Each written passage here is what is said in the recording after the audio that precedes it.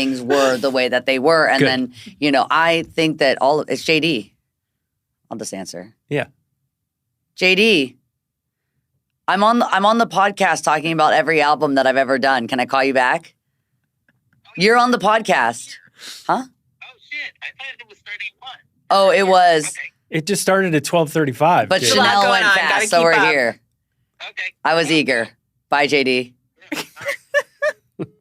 So for those listening, if you keep this part, that's my manager, JD, Yes, who is the best, he is. who has only been my manager for my past 2 albums, which I think they're my best 2 albums. So there's something to be said about JD's magic. I mean, Yeah. you know JD. He's got a great set of ears. That's how I got here. And more than anything, he actually has a real brain and a real heart. Yes. Wow. So the ears, I don't even almost need quite as much because I got You have those. ears. Yeah. It's him. First of all, his greatest strength is that he just doesn't get in the way. And that's why I've been able to make the last 2 albums the way that they were, or envisioned, which some of these, which is why I want to be on the podcast, is like some of these feel like, they're me playing a game of going, well, I could probably get a lot more of what I want if I do a couple things that they want. Because as long as a record label has a single or 2, they really don't care about the rest of the album. And I only learned that really with Flowers. Because Single after or 2 has never been your problem. Flowers, I was like, oh, I could have JD actually was the one that said, you could have made 12 handstands, which is my favorite song on the album. And he's like, because as long as you have Flowers, and I didn't totally get that until In the Summer Vacation, that as long as you always have these, Part in the USA, something that, a label or the radio can play with while you make the body of work. But I think I even, I compromised in places more so than I actually needed to in certain times. So that's where I wanted to talk to you about, to go like, okay, that was my bad idea. I have bad ideas. I've had a couple of them. You may have even noticed. But some of them aren't mine. Yes. So I'm not taking the ones that aren't mine anymore.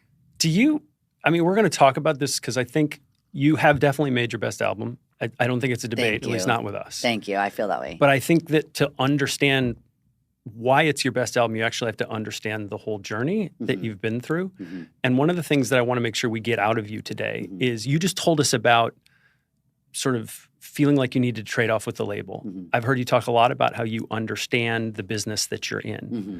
But I wonder if in those moments you understood the power that you actually had. Because there have been moments where you've had crazy flexes. Right. Dead Pets seems like a That's one of my favorite ridiculous albums. fucking Yeah, flex. Thank you. But that no label really would have understood. No And label put it out. Well, that's the point. That's why it was free. Right.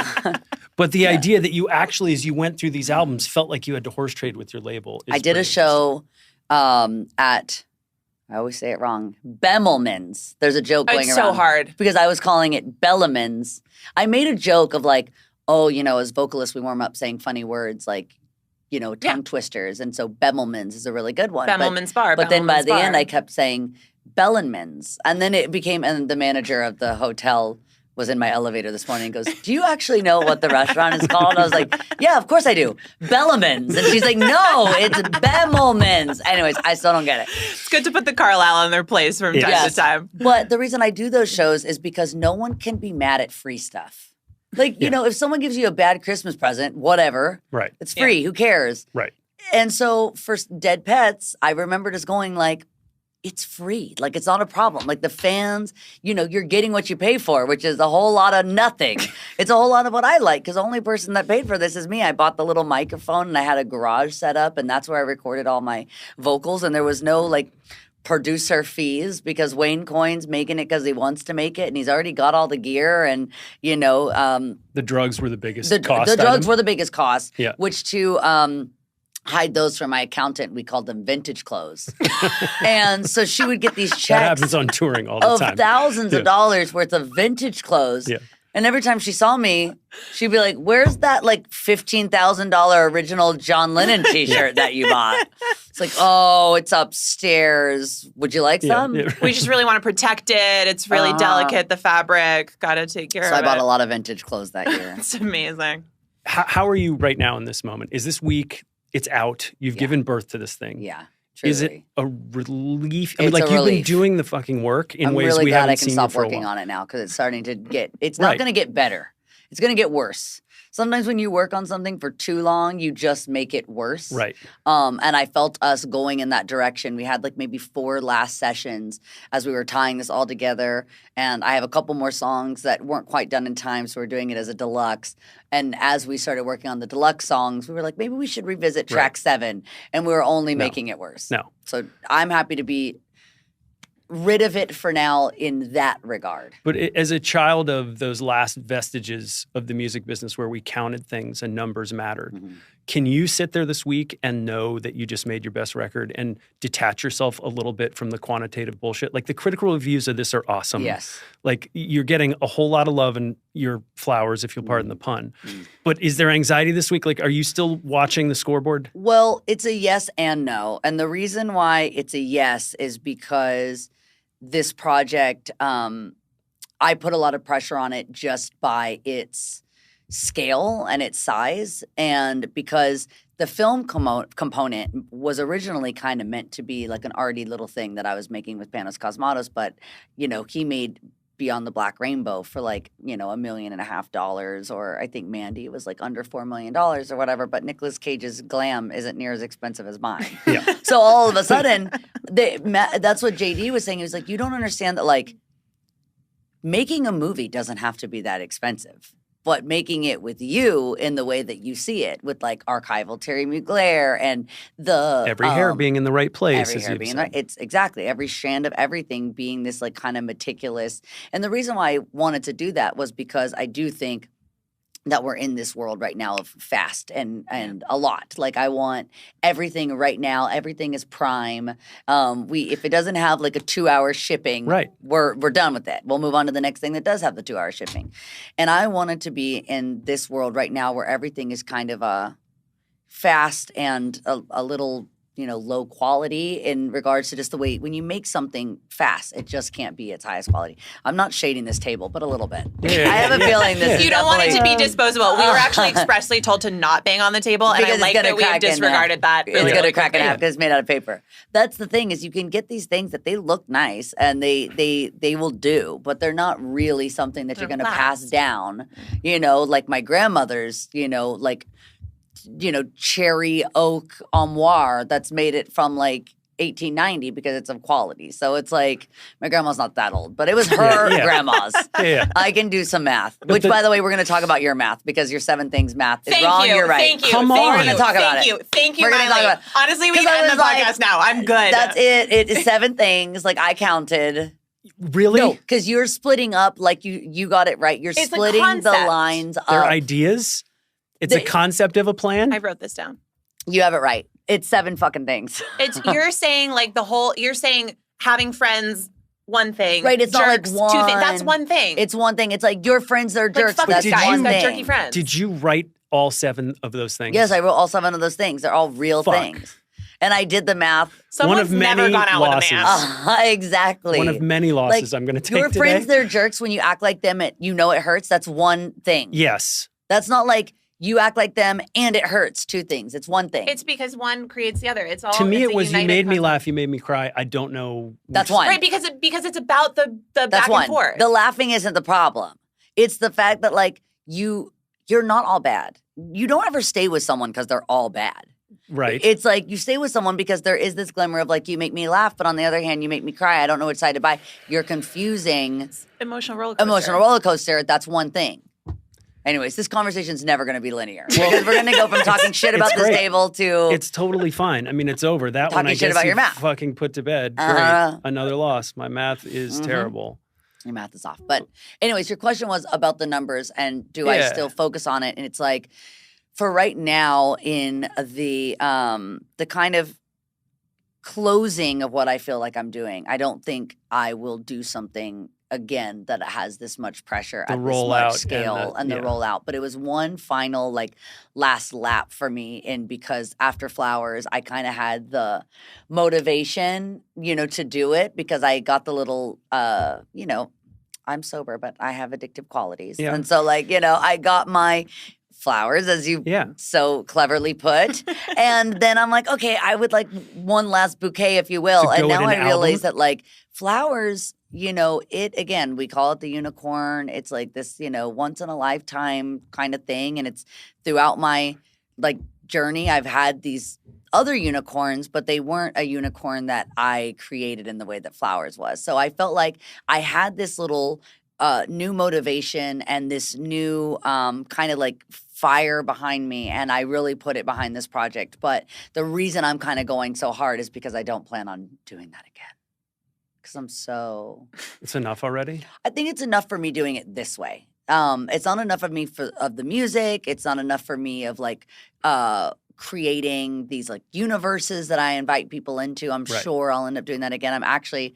you seem to be addicted to that. I am. I'll show you on my phone. Another thing that we can find that's really fun is the track list for my next album. See, you're a maniac on this. I already have all 12 songs. Why do you do this to us? Because I just love it so much. But and I even have time. a playlist, which I do use Spotify, of what, and my fans are going to hack my account, of this is my album, like in track list order of how I want it to feel. And then I've put all my songs like a mood Notes board? app. Doing Notes that, app. like a She's mood pulling board. us notes app. So that's it. I only keep my music on the notes Why app. do you do That's this? amazing. Every time you put out an album, you did I this move on on. Younger Now, you did this. Yeah, you're like, I'm 2 songs deep into my next one before we've even heard Because it always takes too fucking long. it. Is it a defense mechanism, though? Because you're worried people No, aren't it's going to that like it? everyone takes too long, and I hate marketing. It's not where you are as an artist? Like, I get I it. despise marketing. I'm like, why does it take so fucking long? Like, Right. why? Like the day that I shoot the cover, I could have turned that album art out Push it in out. an hour. Just put it out. Just go. Like Right. when the song was done, Something Beautiful was done 2 years ago. Like I wanted to drop it. Yeah. I wanted to drop it. And when Beyonce was looking for, I'm always trying to like, I need to quit. For some reason, I like think I'm Beyonce's A&R.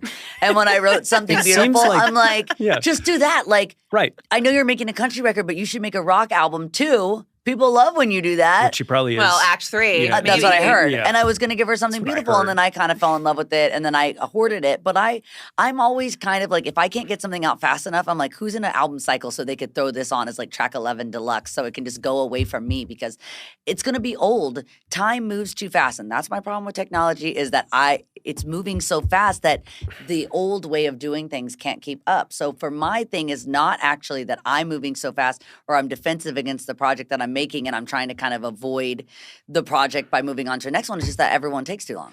So it's never been a defense mechanism. It's never been sort of No. a disavowal of... It's a part of like probably an attention deficiency disorder of some sort. Even though I don't have ADD, I'm pretty focused. I'm more OCD. Like I'm more like this is probably more of an obsession Yeah. than like I'm distracted from what I'm doing. And you've And got I'm listening into to the music next all the thing. time. And Yeah. the reason that I already have these songs is because, which I'm looking at them, the reason I already have these songs is because they were ones that didn't make it on other projects. So, like, I already have this first So song it's like a because I cutting room wrote it. floor. There was a thing that I'm going, oh, like, it'd be sick if I could do this, like, PJ Harvey kind of thing. And then I'm like, oh, I already referenced PJ Harvey on this Endless Summer Vacation song that I never end up doing, and it's not right. That's why I didn't get used. But I don't want to just throw it away. It needs to be revisited. So I have a lot of these already. Seems like technology should work in your favor if you want your fans to know where you are as an artist in this moment. Nathan loves tech. I love tech too. But I would both think it things would are allow always you to true at the just- same time. Dead pets it and just say, fuck it, I'm putting it out right now. I didn't say fuck it dead because I could have gotten like totally sued and dropped from my label. So I had to wait a little bit longer than I would have. Otherwise, I Yeah. would have been putting them out at 4:00 in the PM probably because I was still awake. I was going to say AM, but that was like we were just getting started. I would have been putting them out every day. Right. And it was really good when I invited my entire record label managers and agents to sit in my garage and listen to my 22 or 23 track album. And then at the end, asked them what their favorites were. Right. And they all looked like they were going to vomit. Well, the answer is Lighter.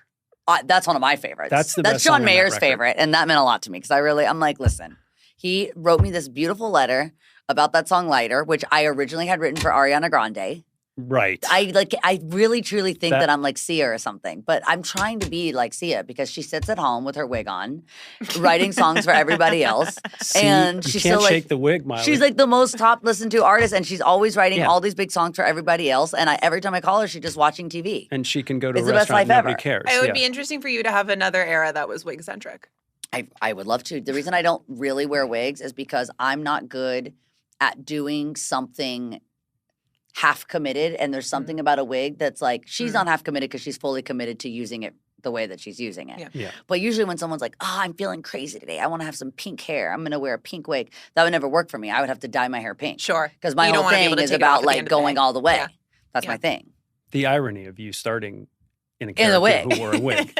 But that, again, that was conceptual. But that was the craziest part of your New York Times thing. It didn't even make the print article, but Uh-huh. like in real time with her, you had this epiphany Uh-huh. that you kind of live your life a little bit like Hannah Montana. Yeah, and that for like sure. at home, you're just normal and you don't even look in a mirror, Yeah. and then you're out and you're on. Yeah. So I guess I want to ask you about the Hannah Montana stuff. I mean, we have Yes. a million questions about it. But when you think back on that, and we've even today talked about how you have constantly been pushing against these constraints. Mhm. And you've been famous since you came out of the womb. But in that case, you were sort of working for a company. Mhm. And I wonder right now, do you think that experience of being on that show, did it shape you? Or was it something that you used to go after the ambition that it feels like you've had since you were a kid? Everything is true about that. It's both. It's like none of it can be black or white. You know, of course it shaped me because It it was did. literally my most like primal developmental impactful time in my just like human development. So it had to. And then, you know, I also experienced like, this is just a totally stupid sidebar, but you know, one of my friends, like little sister, had a play the other day, and she's my age that I was when I was Hannah, and they were so impressed. They thought she did such a good job. She was okay. I was touring the fucking world. I was like, look, they were like, come on, you're being so mean. She's only 11. She did pretty good. I was like, she forgot her lines, and like What she do you stuttered. think they did to me? And Yeah. they were like, she's 11 years old. You're being an asshole. I was like, I was 11 years old. Right. I wasn't stuttering through my lines. I wasn't half-assing. No one would have ever come to see me on a world tour and be like, she was so good for 11 years old. It was like, no, they were comparing me to like Lady Gaga, who was like 30. No, Yeah. I don't know how old she is, but she was like an adult. Yeah. So my vibe is like, yes, it shaped me. And then it also taught me to be like I'm a pretty like intense, you know, I only would judge someone as hard as I judge myself. And I think I only judge myself as hard as I've really been judged throughout my life. But that is hard as hell. Yeah, Yeah. way too hard. So now that's where I'm saying after this album, I have to put a little bit of a close on some of that and probably dig in to. Why not this week? Because I'm just so busy. I She's have no got stuff time to going on, unravel Nathan. But my psyche. Just gotta sit with us and I bang cannot on this unravel table. my childhood traumas this week. No I have- EMDR this week to undo it. Okay. I have Tribeca. I've got to go to this like Chanel brunch. Like I don't need someone at the Chanel brunch being like, "How are you?" and I'm like traumatized. Yeah. which is probably I don't Fair. know you could. I could, It but might I don't be kind need of to. a move. I don't need to. I don't think Kristen Stewart. I mean, she'd probably be like, "Oh my god, me too." Yeah, you You guys, know? you could kind of queen out a little bit. Yeah. Might be interesting.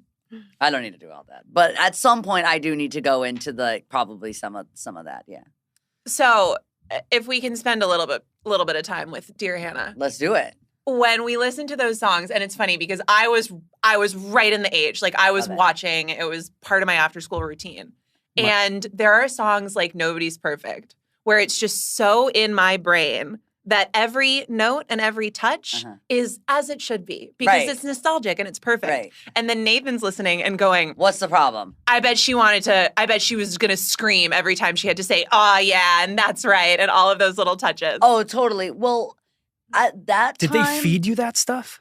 No, I'm like, I am Hannah in some way. Like the identity Yes. that, like, truly, like the identity behind her, she was not really something that was made on paper. Right. Because when I got it, because like you said at the beginning of this, like I've been around fame and on stage since literally my dad would call it escaping the nanny, where he would leave me on the tour bus and all of a sudden he would look behind him and I would be out there with the microphone Right. singing like Right. songs from Love Boat or something. Pissing off the guitar tech. Totally Yeah. crazy. And so there was things about Hannah that I was just like, that's not right. And then the other fact was the people that were writing Hannah Montana were like old guys. And I would be like, Right. no teenager Would say wants that. to hear a song like that. Right. And so I would add my own thing. And like, I actually was down with like, woo, because it's very Shania Twain. Totally. All those little like ad libs were my version of Shania Twain. Because she's Really? always like, let's go, girls. That's right. Right. Put on your boots. Right. So it's actually like, and like all the like, who, that kind of stuff. Well, now I know it's Angeline, but it's Shania Twain. And so I was kind of doing my like Shania, Faith Hill. Those girls were very into ad libs. Pop country crossover Yeah. when I was growing up was course. all about a sexy ad lib. But it just sounded a little less sexy because I was Ted. Right. The fact that you were Hannah, was that part of what made it so hard to sort of figure out how to distance Right. yourself or find the separation? Because in some ways it's like, okay, she wants to go be her own artist. She's not as much part of Disney anymore. Yeah. But it was you. Yeah. You had to separate yourself from yourself. It's impossible. Well, I just remember probably I guess it was before I had a license. And I started doing things that Hannah wouldn't be doing because it's like a Barbie, she's just like, Right. she's Right. kind of sexless Right. in that way. Right. And I started, living, we shall call it. And I remember thinking this is going to be very awkward to now wear tutus and Doc Martens and go yeah. Right. And even the directors and photographers that I started working with as Miley, they kept saying how are you? I remember one of the directors was like, it's like now the lion's been let out of the cage and it's seen where it's come from and you're going to have a really hard time walking yourself back into the zoo. That's why there has to be wranglers. Allegory of the cave. And You so know, there I there's a go. sun. You Yeah. see the lion that it's not walking itself. It's on a Yeah. chained collar and it's being dragged Yeah. or prodded into the thing and you're going to have to do that. And I remember just kind of going now I feel like I'm a little bit of a fraud because these kids are looking at me as this kind of sexless thing. And now I know what all this is and it feels a little bit sillier putting the wig on now. Yeah. But it wasn't until I was probably 15 or 16 and then there was still more seasons of that. And that's when I started pushing more. But what was interesting is as I started to push Hannah forward, they actually started to kind of try to reel her in because I think, It's just scary for them. yeah, it was scary for them. But there's two pushbacks. One is I'm growing up as a young woman and I'm having life experiences that Hannah maybe wasn't ready Right. for. And yours were probably advanced because you're I'm famous. exposed to and, yeah, everything. you got a bunch of people around. But the other is creatively. Mhm. And it sounds like you walked in studios where you had a bunch of old guys who'd written songs for Right. you, where you made some edits. And Yes. so in that moment, we saw sort of publicly you slowly blinking twice Mhm. and punching out of the Right. constraints of the Disney, not wanting you to grow up as a human. Right. But musically, how did you start to put your palm print on some of these songs? I mean, they still were making you sing with your dad and Right. record True Friend and fucking Totally. So I think for that, it's I wouldn't have even known, and I don't think I probably would have gotten a credit. But, because I think that obviously there was this line between Miley and Hannah, and they never really was wanted there? Miley to eclipse Hannah, because that's another thing on my notes is it's the more that the Miley entity became larger, the more that it was going to eclipse the thing. And that was going to pop a bubble in the entire synopsis of the whole thing. And so I didn't know to ask for songwriting credit because I didn't even know. Because I'm well, it's going to say Hannah Montana and I'm Hannah Montana, so that's enough credit for me. But Right. now I'm I should have really had more credit in there because I was shaping that whole identity of the Right. thing. And a lot of the songs were written off experiences that I was having. And then there were songs like True Friends that were more just about the episode. So some of the songs that are not I think you said some of the best text in lyrical history or something on one of your episodes. It is not Probably. the best text No. in lyrical history. No. I learned from you is not the song I would have put you and your dad on. It's not the song either, but it was episodic. Yeah. So some of these albums are hard to Yeah. dissect without knowing the synopsis of the episode. Right. So that's why certain things like Blue Jeans is about this I think Hannah my fans are gonna go, that's not what the episode's about. Right. I don't know. They know what it's about. It's about tied- fucking Blue Jeans. Yeah, I don't know. it's right. So anyways, also is a bop. Yeah, it's that's a bop. good I song. love Blue that Jeans song. holds up, And yeah. it's a cool beat and whatever. Totally, It's kind of totally, minimal and yeah. Well, yeah. but Meet Miley Cyrus is the first ostensible Yeah. Miley Cyrus album, and it is punk as fuck as far as Thank you. I'm I've heard concerned. that quote. I like that quote from you. It is. Thank and I you. think there's a through line from that straight to Plastic Hearts and the rock and roll cover. Mm-hmm. I watched you walk on stage and do at the Chris Cornell tribute. And when they announced you, I was like, what? What's happening? And 30 minutes later, my jaw was open. But it makes sense if you listen to Meet Miley Cyrus. Right. And you actually got writing credits on Yeah, that. that one was me, and I actually started that because it was the first breakup I had ever had, and Yeah. I was distraught. Yeah. And my mom was like, Common theme through Yeah. some of your It writing. happens. It happens. That was a Life. shot. And my mom actually was like, you've got to put this somewhere. because, There's this is- like rage on that album. it's rage. Yeah. And you got to put this somewhere. And there was not really many producers that were going to want to work with like me at the time because it was Disney and Disney was different. Disney didn't have this thing. And so it was Matthew Wilder who did that. And I went to his house, and this is just a totally random serendipitous thing that album, one of the first songs I did on it, I think is G&O. It's on that album. And that was about the breakup. And the song, that was one of the first songs I did, and I loved Gwen Stefani. That was like totally Gwen Stefani era, and like Avril Lavigne and all the punk girls and like kind of schoolgirl core Well, punk it's kind girls. of what's on the album art. Yeah. Because you had that pink. I brought and kind pictures of her wearing Converse Totally. and like No Doubt days and that kind of thing. But actually the house, the studio that he recorded that out was my house that I lived in that burnt down in Malibu. Oh, that is a wow. complete serendipitous thing. So I completely forgot. But it wasn't your house yet. It was not my house. It was his house. And I Crazy. recorded the album You there. bought that house. And I actually didn't. So when me and my ex broke up, me and Liam, which totally cool to talk about too, he and I, when we broke up the first time, he bought that house and had no idea. Oh my gosh. And so then me and him, as we were going to get back together, which was at the end of, I know he loved me because he was with me during Dead Pets and had to deal with me painting his entire house rainbow and gluing dicks to the wall of his really nice house, which I still know to this day. I'm like, he must have really loved me to allow me to do that. It's your white whale. I get it. amazing. So I showed up and I'm like, give me your address, whatever. And I showed up to the house and you couldn't have written it. That You I made was East Northumberland High in this house. hello, and he turned that studio into a surf garage. Like all his boards were in there. I was like, you have no idea. This was like History was made you here. just destroyed the Met. Like this was the Rock and Roll Hall of Fame. I would have never had to go to Ohio again. We could have just cranked this into that.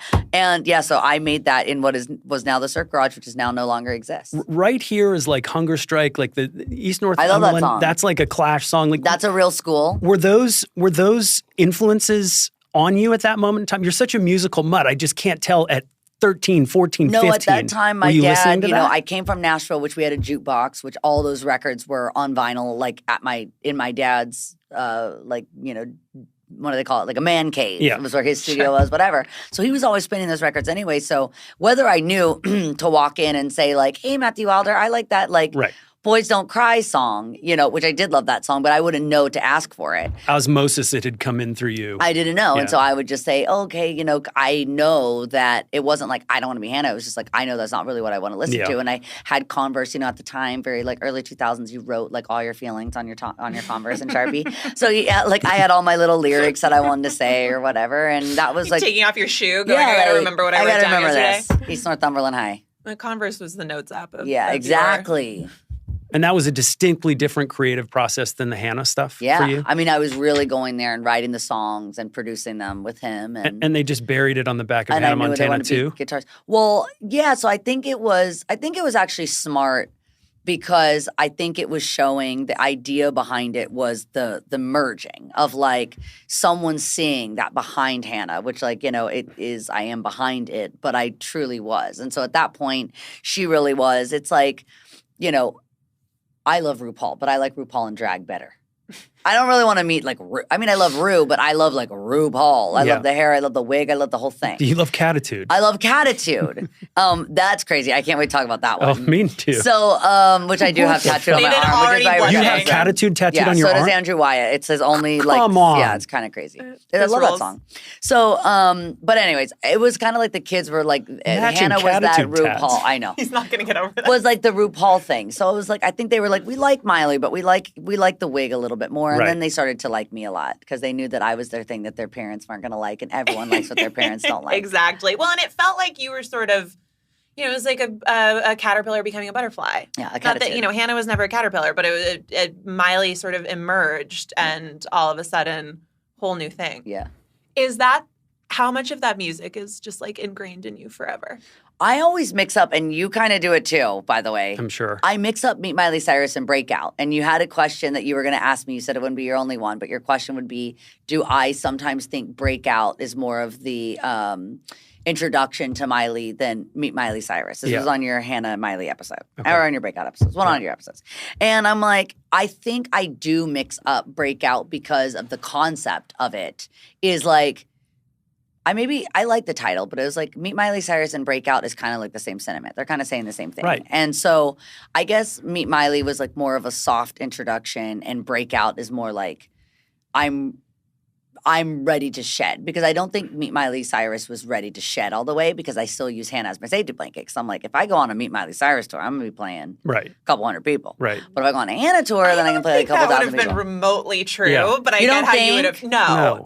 No. I was CEO of Ticketmaster right after you broke. Wow, Nathan, you've Ticketmaster. never Isn't there a mentioned Ticketmaster law named after me? Do you know about that? Yes, you just like I came in right after you had melted the system. Yeah, down. it melted the system, and And they like had to make a Ticketmaster Every Miley mother, law. yeah, I mean, even today they're trying to solve the scalping issue because of what happened with you. All the moms stood up and were like, in the middle of Topeka, I Right. can't afford these tickets, Right, and they're in the they're secondary market. What the $1,000, hell's going on? Right. You started that. That's your own fault. Might be. Yeah. and it's been perfect ever since. Yeah, nothing is No, broken. no. But like you said, you hated marketing, but so much of this is thoughtful about how you separate these two things. I think I have the creative part. I have the seed of what would be considered marketing, which I don't think of it as marketing. I just think of it as like, oh, here's what I'm trying to communicate with this thing that I'm doing. And then someone else makes it take 2 years. Because they're like, we got to print it for the side of the bus. I'm like, I feel like I could have printed it for the side of the fucking bus way quicker than you printed it for the side of the bus. How long does it take to put a damn picture of me in a mini, like a schoolgirl skirt on the side of a hotel in Shanghai? It can't take that long. Let's keep it moving. Get the billboard. Hurry. Schedule the interview. My Let's whole just life move it is along. hurry. But like as you start with Breakout, as you start with Can't Be Tamed, is part of your thinking like in the forefront, I got to do something that separates me from Miley? I didn't even think about it so much because I just was separate. And there weren't men in suits being like, well, there here's how we have definitely were to... men in suits, but my mom was really good at keeping them very far away from me. She was kind of like the, honestly, she has to take so much credit for this because she really was the one that was working as a buffer so I could stay creative. She took a lot of bullets. People out of yeah, the club she did.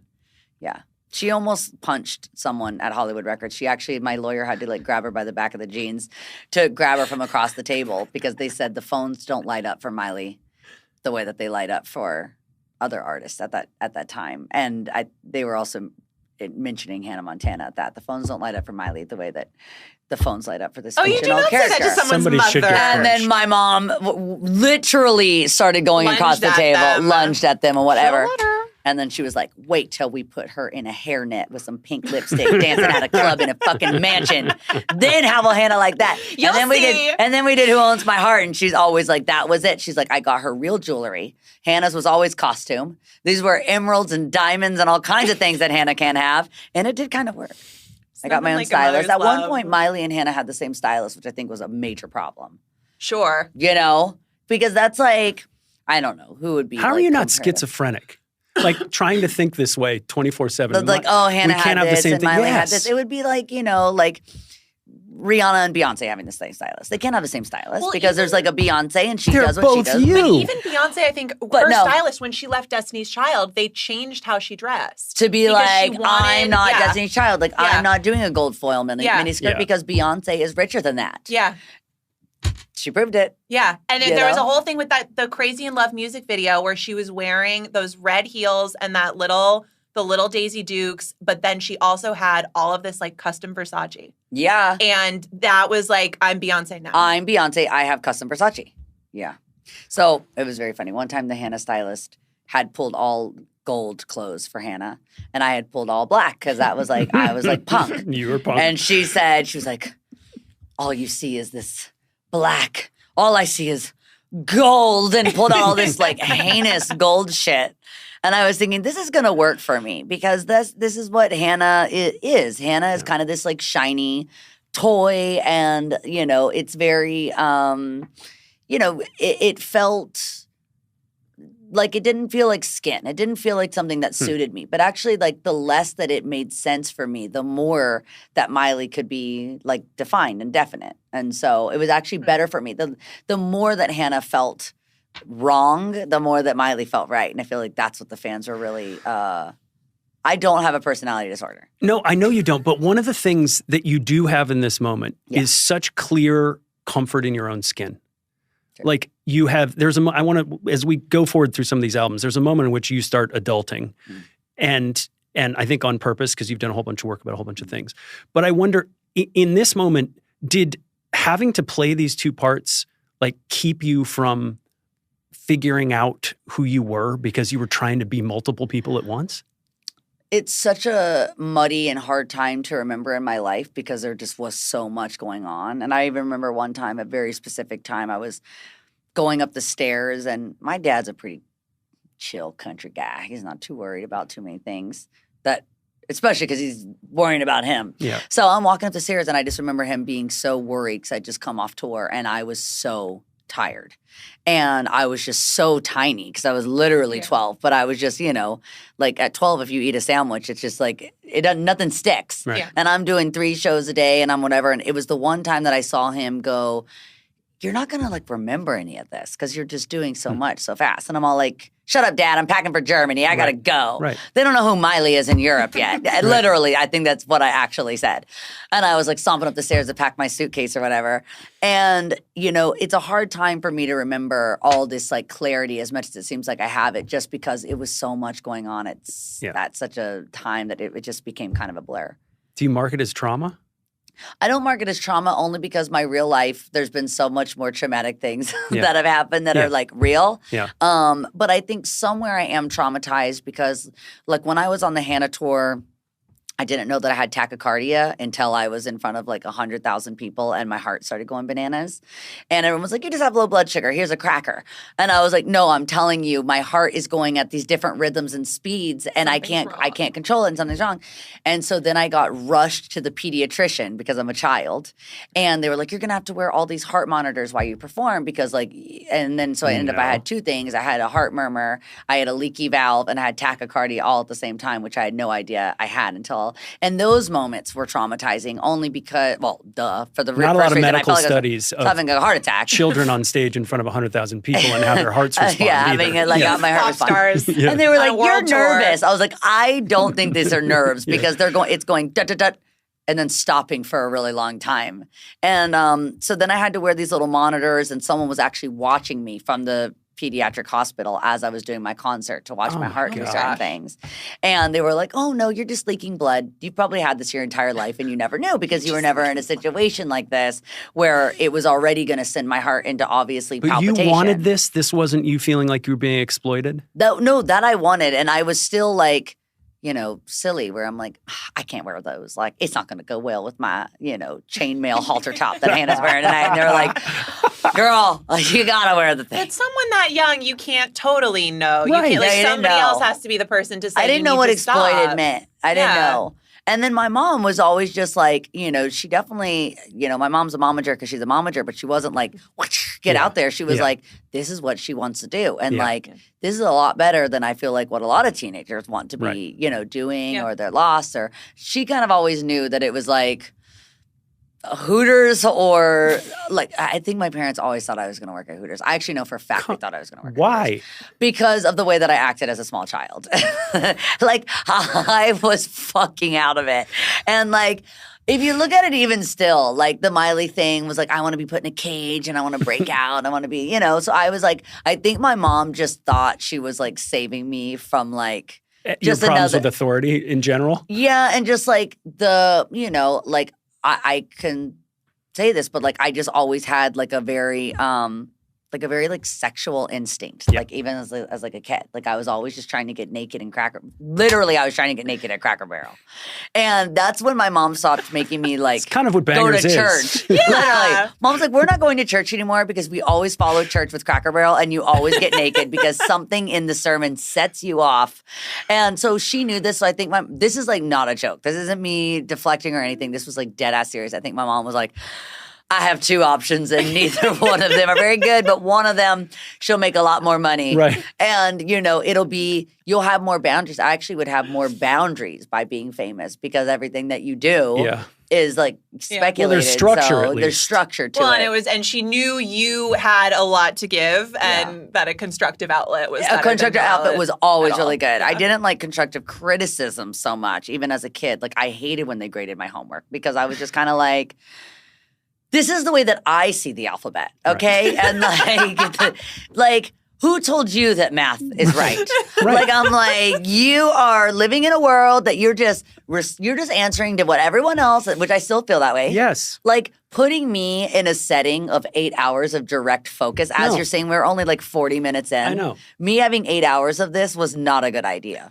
Well, you're one of two people at this table who figured out how to count to 7. Yeah. Exactly. If I wanted to get you to do something, I'd ask you to do the opposite. Yeah, then that's exactly it. And now it's about, now I have a lot of structure in my life because I'm an extremist. And so now I've gone the other way where like I have a lot of boundaries and I've learned that I can actually have more fun within my boundaries, which is I think what my mom's original intention was. Right. And then I just took it, to an extreme, per usual. Sure. All of a sudden we have the billboard on the hotel in Oh, Shanghai, hell yeah. I'm and- like, all right, Mom, well, if we're going to do this, let's do it. Let's put me 22 stories high on the side of a hotel and really go for it.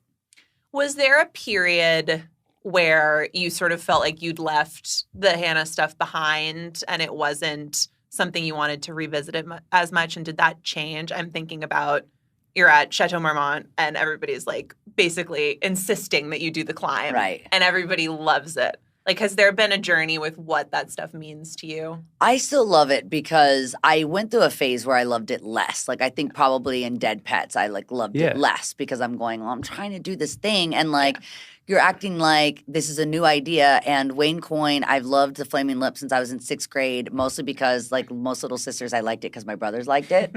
And like, if you didn't like Pokemon and the Flaming Lips, you were like a big L in my house with my brothers. So like, I just grew up listening to that.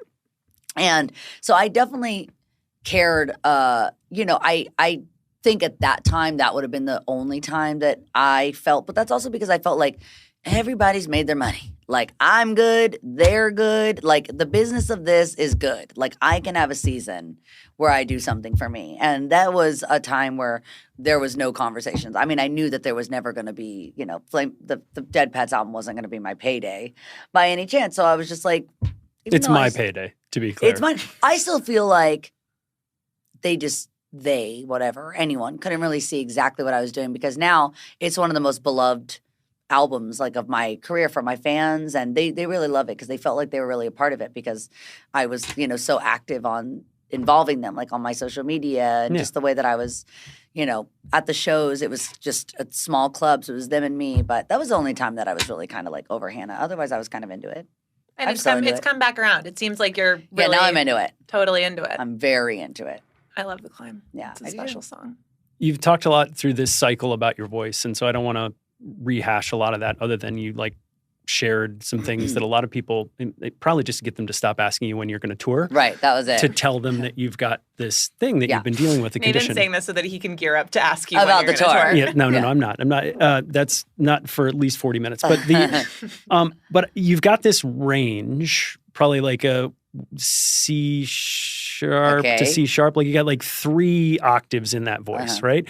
You actually, your highest recorded note, I think, is on Wake Up America. Oh, shit. Which is like a C sharp 6. That does not exist anymore. Well, that's what I was going to ask. No. Because as you transition, I mean, one of the things we loved about this journey, we follow a lot of artists, and over 9 albums, their voice changes a huge amount, right? Both in terms of timbre, in terms of tenor. Especially when you start so young. Yeah. Accent, so on and so forth. But one of the things that's consistent when you start on that Hannah stuff to even something beautiful is this is Miley Cyrus. I think that's probably why you've also been afraid to maybe go get the surgery because you don't want to change what it is about your voice. Yeah, and I did one before. I lose my voice easy, but I did one before where my doctor who did it didn't really understand exactly why I was even having the surgery because I wouldn't really let him do anything. Yeah. But what I had going on was I know exactly what happened. I was doing Black Dog in Vegas, which is like the driest environment of all time. I mean, your skin will rip if you like kind of stretch your arms too much in Vegas. And there was like 2 gear techs that were in the front row, and I could tell that they were like, Miley's going to do Black Dog, kind of eye roll. Right. Like and so I went for a Hey, Hey Mama. Yeah. And I just felt it go, boom. I felt it. And I knew that there was blood in my cords. So I never would have actually checked my voice for what it, anatomically was like looking like or doing. Because I've had it scoped, but it didn't quite look like that. But it's always been, my doctors that I've used have always been really cool where they're like, okay, your knees are probably in better shape than LeBron James. But he's using them. You Yeah. know, like it's like I'm an athlete in the way that I'm using this thing. So of course it's like a shoe that you've worn versus not. But I felt that I had the blood in my cords, and then when I went to go check that out, they saw the Ranke's edema, which it's kind of like Bellamans. I never really say it right. Ranke's edema. Yeah, I think is how you I'm say it. not even going Whatever. to try to say it. We trust you. Yeah, there's an N. I always skip it and kind of say like Reiki's. Reiki's edema. Reiki's edema. Yeah. And so that's what I got, and it's something that literally translates to abuse of the vocal cords. Yeah. And so, of course, there was some abuse of the vocal cords in my R&R time, but that Yeah. isn't how. And this is an excuse. Trust me, I would tell you, this voice has always sounded this way. It's just those extracurriculars definitely aren't helping. Yeah. But neither is touring 90 shows with no days off. Neither is doing extensive interviews and music videos while you're on that tour. Yeah. Last night at the Carlisle. Yeah, none of that is Can you still hit the low B? Like we can't stop as your lowest recorded note. I can hit any of Yeah. these low notes. I can talk way down here. So it's brought your range down. Yeah, I can talk like this. I do this with boys. This is like a first date trick that I do, which is like probably turned off so many people. Is I'm always like, so what's your lowest note? And then it's not that hot. Yeah. Someone Wow. responded off of that? No, they do it, and usually I'm like, I make like, yeah, I'm more of a man than you, and then they're like, okay, cool, yeah, I definitely don't want to take you home to meet my parents. Bye. Does that make you sing with fear today? Or does it feel like with a diagnosis you know how to control it and you can manage it? I know how to manage it now, but I just won't be careless about it. It's like there's just not enough zeros at the end of a paycheck that could ever get me to go out and Blood do in the cords a again. bunch of blood in the cords. Yeah. And no one else has to deal with the 4 weeks of silence and all, because once you get the surgery, you're mute for 4 weeks. Because even if you walk up the stairs and you get your blood pressure up, there's a chance of hemorrhage, which would be a whole other mess. So I'm kind of leaving it alone, trusting that with It enough is an instrument. rest and recovery, yeah, it's like you got to tune up the strings but no one can help me. And sometimes when these guys like come in, and they're like the biggest session players ever, and they get out their like, trombone, and they get out their big bass, and they get out their drum kit or whatever. And I'm like, do you know that vocal cords are the size of the end of your thumbnails? That's how tiny they are. It's like if you cut your So thumbnails, delicate. that's how tiny they are. And I'm like, cool, bro. Your upright bass sounds sick. I'm playing 2 fucking hangnails right now, and you can't tune With a me. huge polyp on it. You can't tune Right, me and up. it's you. It's the Yeah. size of a little sliver of a fingernail, Yeah. and it's you. And It's so your body. It's it. And so I'm doing it. And so like I'm always really impressed by these guys, but that's why I like to kind of have like a jam session. I like to go like kind of toe to toe, because I'm like, look, there's a lot of work in here, and I get it. And there's a lot of work in here, but nothing is quite as VIP as the vocal cords. Yeah. Yeah, well, because if you break your bass, you can still call your mom that night. You get and- another and one. have a conversation. Yeah, you just get Exactly. another You one. can get another one. Can't get another one. So that's my thing. I got to protect it, Other than just avoiding overuse, is there anything that's in your routine that's part of protecting it? All kinds of silly stuff. I 2-hour podcasts. Yeah, that's really good for it. It's really good So for my show awesome that I for have it. tomorrow. There's all kinds of things that I do. I've learned actually one thing that helped me a lot is I kind of go into the past and I try to talk like the old me. Like I'll listen to interviews of myself does that because I mean? used to be very nasally in the face. And I think that's why my polyp didn't bother me, is because when I had more of an accent, like country people, like my mom, she talks like a little bit more up in her 'Cause face, you're and more- she yeah, like it's she always higher. talks like It's- up here. Yeah. And so now I'm not. Listen how much brighter my throat is all of a sudden because Right. it's up here. But if I'm talking like this is me talking my throat. This is how I talk. But if I turn up my accent a little bit and I go up here, then it's a lot safer and it's in my nose. So sometimes Dolly before, impression. like a day before a show or something, I might try to not talk like this, and I might try to go and talk to people like this, which is really annoying. But I also am like, guys, I'm doing 3 songs for free at the damn Chateau Marmont. If we Yeah. crack, we crack. We Like they crack. didn't pay Yeah. for this, Yeah. so it's fine. I'm not too protective, and I definitely don't do too many of the silly like la ga la ga la, because I just Yeah. think it removes too much of the personality out of your voice. But I thought that was a good cue. Hmm. Yeah, blowing lots of bubbles. That's really good for your throat. Oh, Like putting a straw in water and Yeah. Oh, I had I no blow idea. lots of bubbles. That's really good for my Wow. throat. Yeah. if you listen to the first episodes of this podcast, I am really high because I'm nervous. Uh-huh. And I just thought it sounded like bright and perky Right. and fun. Hi, And then over yeah. time, you're just like, hey, what's up? Yeah, it gets more Hey, casual. Nathan. Yeah, you get a lot cooler. I don't think you can hit a low B, but we'll- I don't think so casual either. on I don't this think so either. podcast.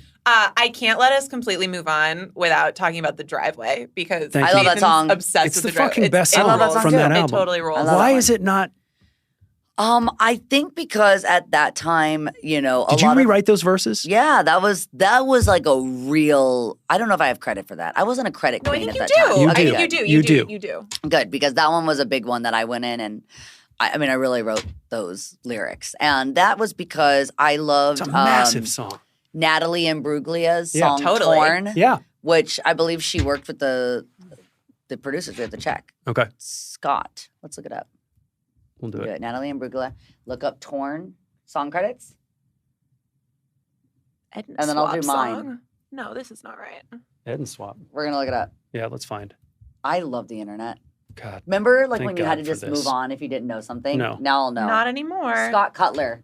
I think Scott worked on this and Annie. 100%. There's something wrong with the Wikipedia page here, but That's because we're the Cutler, only Natalie, people looking up and Torn song credits. This is why I need Yeah. my phone. We can get it on Spotify Torn. too. Yeah, Torn. Scott Cutler and Previn, who worked on the driveway, Right. and I reached out to them because I loved that song Torn. wow. And if you listen to that song, you listen to the driveway, it's a very similar, that like 90s kind of like nostalgic thing, which is what I grew up listening to. But it has a little bit of Nashville, like big country ballad in it. Yeah. I feel like that should Because be I a got single. to sit with like real musicians too. Yeah. You know, like I had real musicians in the room and we could actually, you know, Hannah did. It was kind of like a preset situation. Yeah. You're cutting to just tracks that were already built. I never even saw really anyone that worked on those. And so this was the first album that I was able to actually sit with the musician and go, oh, could you change that because that note's not going to be as good for me or whatever. So I was getting into that and it was fun. I had so much fun. Were you just totally on cloud nine doing that? Yeah, I Like was so getting into it. I was so into it. I hated though, you know, I remember I hate it now and I hated it then when people be like, wow, this is not what we expected of you. We thought you'd be a fucking idiot. And you're like, oh, I don't Thanks. know what this compliment was meant to be, but it is so backwards. And I think that was probably day one of a couple of those sessions where they were like, wow, you actually know what like, you know, what a chord is. And I'm like, yeah, because I'm like a professional singer and I'm like one of the most biggest professional singers that there are today. So I'm like, how do you think that I'm singing songs and I don't know what the fucking chord is? So that kind of drives me nuts, you know? What'd you think? All is right in the world that you like that song. But I love that song. I actually love that album in general. well, okay, so is there I'll see any if I have any chance that Bottom of the Ocean Yo, it's is about Jack? No, it's the original Pablo the Blowfish. That was about my What? That was my original song. It is. I wrote- read this. It's about two fish. It's about melody and harmony. They were my two Yes. betas that died. And okay. And Well, I that's recently sort just of had a like fish the die, scene. which is also very. I'm a big fish person, which like a lot of these songs are hidden with like fish memorials. And Bottom of the Ocean is about my literal fish because I came home and both of them were dead. And they're betas, and I did not put them in the same tank. This was not my fault. You did, okay. And I had a show to play like pretty soon after, and I was really, really, really Oh, depressed. that's so sad. So that's about my literal fish. Yeah, Nathan has this whole theory that it's about the Titanic, but well, wow, you're 0 for 2. It was about my Over to you. betas. That's uh, tough. I'm going let's to my talk about notes. "Wake Up America" from Okay. that song. Like it's Political outbreak. Let's go. Yeah. Like, were you conscious of the platform that you had? What was that Yes, choice? because I was always telling kids, this was always weird. I'm pretty sure you can find like me encouraging people to vote. Yeah. None of my Yeah. fans could vote. I'm like, what is with this entire press day Right. of me telling kids to vote? 13-year-olds. Rock the vote. Like, I can't vote. Right. I can't drive. I can't Right. drink. I can't do any of this shit I want to do. So I the don't get it. environment So- became your thing? So I was using, I was using music as my platform. And I knew that kids were the future because I was in front of them all the time. And I knew that like I was probably singing to like our future president. Yeah. Well, you're smart enough in that song to be like, I know you don't want to hear this from somebody Yeah. so young. But like, again, were the suits like, I don't think you want to be so preachy, or was this you just saying, can't I have a really platform and I'm going to use it? Remember, but it was just like I have Yeah. a platform, I'm going to use it. And I had started my first charity, which was Get Your Good On. It was Right. getting people to Yeah. do good things and help the environment. And so I already knew that I wanted to like, I felt like, okay, I definitely don't want to be like a useless pop star for the rest of my life. I'm going to need to start doing something. And I think starting with the planet's a good idea. It's a great idea. We got to start there because gotta otherwise start none of there. the other shit. Gotta get going. We got to get going. It was just interesting to see you punch out in that way. Okay, last question about this for me, which is Miles to Go, this fucking book that you published. Oh my God, that I wrote at lunch on set. It was, Did like, you always actually there. write it? Yes, at lunch on set. With the ghostwriter, I had help. There's a lot of Bible verses in that book. I know they were all on my Converse as well. I think my Converse like said like saved like across the toes. Like I was like very religious. So there is a lot of you in that book then. It wasn't Yeah. just like a concert t-shirt that was No. intended to be merchandise. No, I like actually We learn sat about at your lunch parents. and We I learn was about writing Nick about this. Jonas. Yeah. It was probably also written in I probably spoke probably a little bit more like this. I was probably like, Nick Jonas dumped me, he's a dick, but they were like, okay, we could say that he's like, not a very nice boy, or whatever. But I was probably like, he's an asshole. Nick's still catching strays today. He's catching the fucking shit. I like Nick. I'm into him. He's like married with children. Yeah. We're all moving on. Yeah. Everything is good in the world. Yeah. Miley for life. But yeah, he's still catching strays. Oh my gosh. Let's All talk right. about Can't Be Tamed, Let's do it. which was way tamer right than here. it should have been. Okay.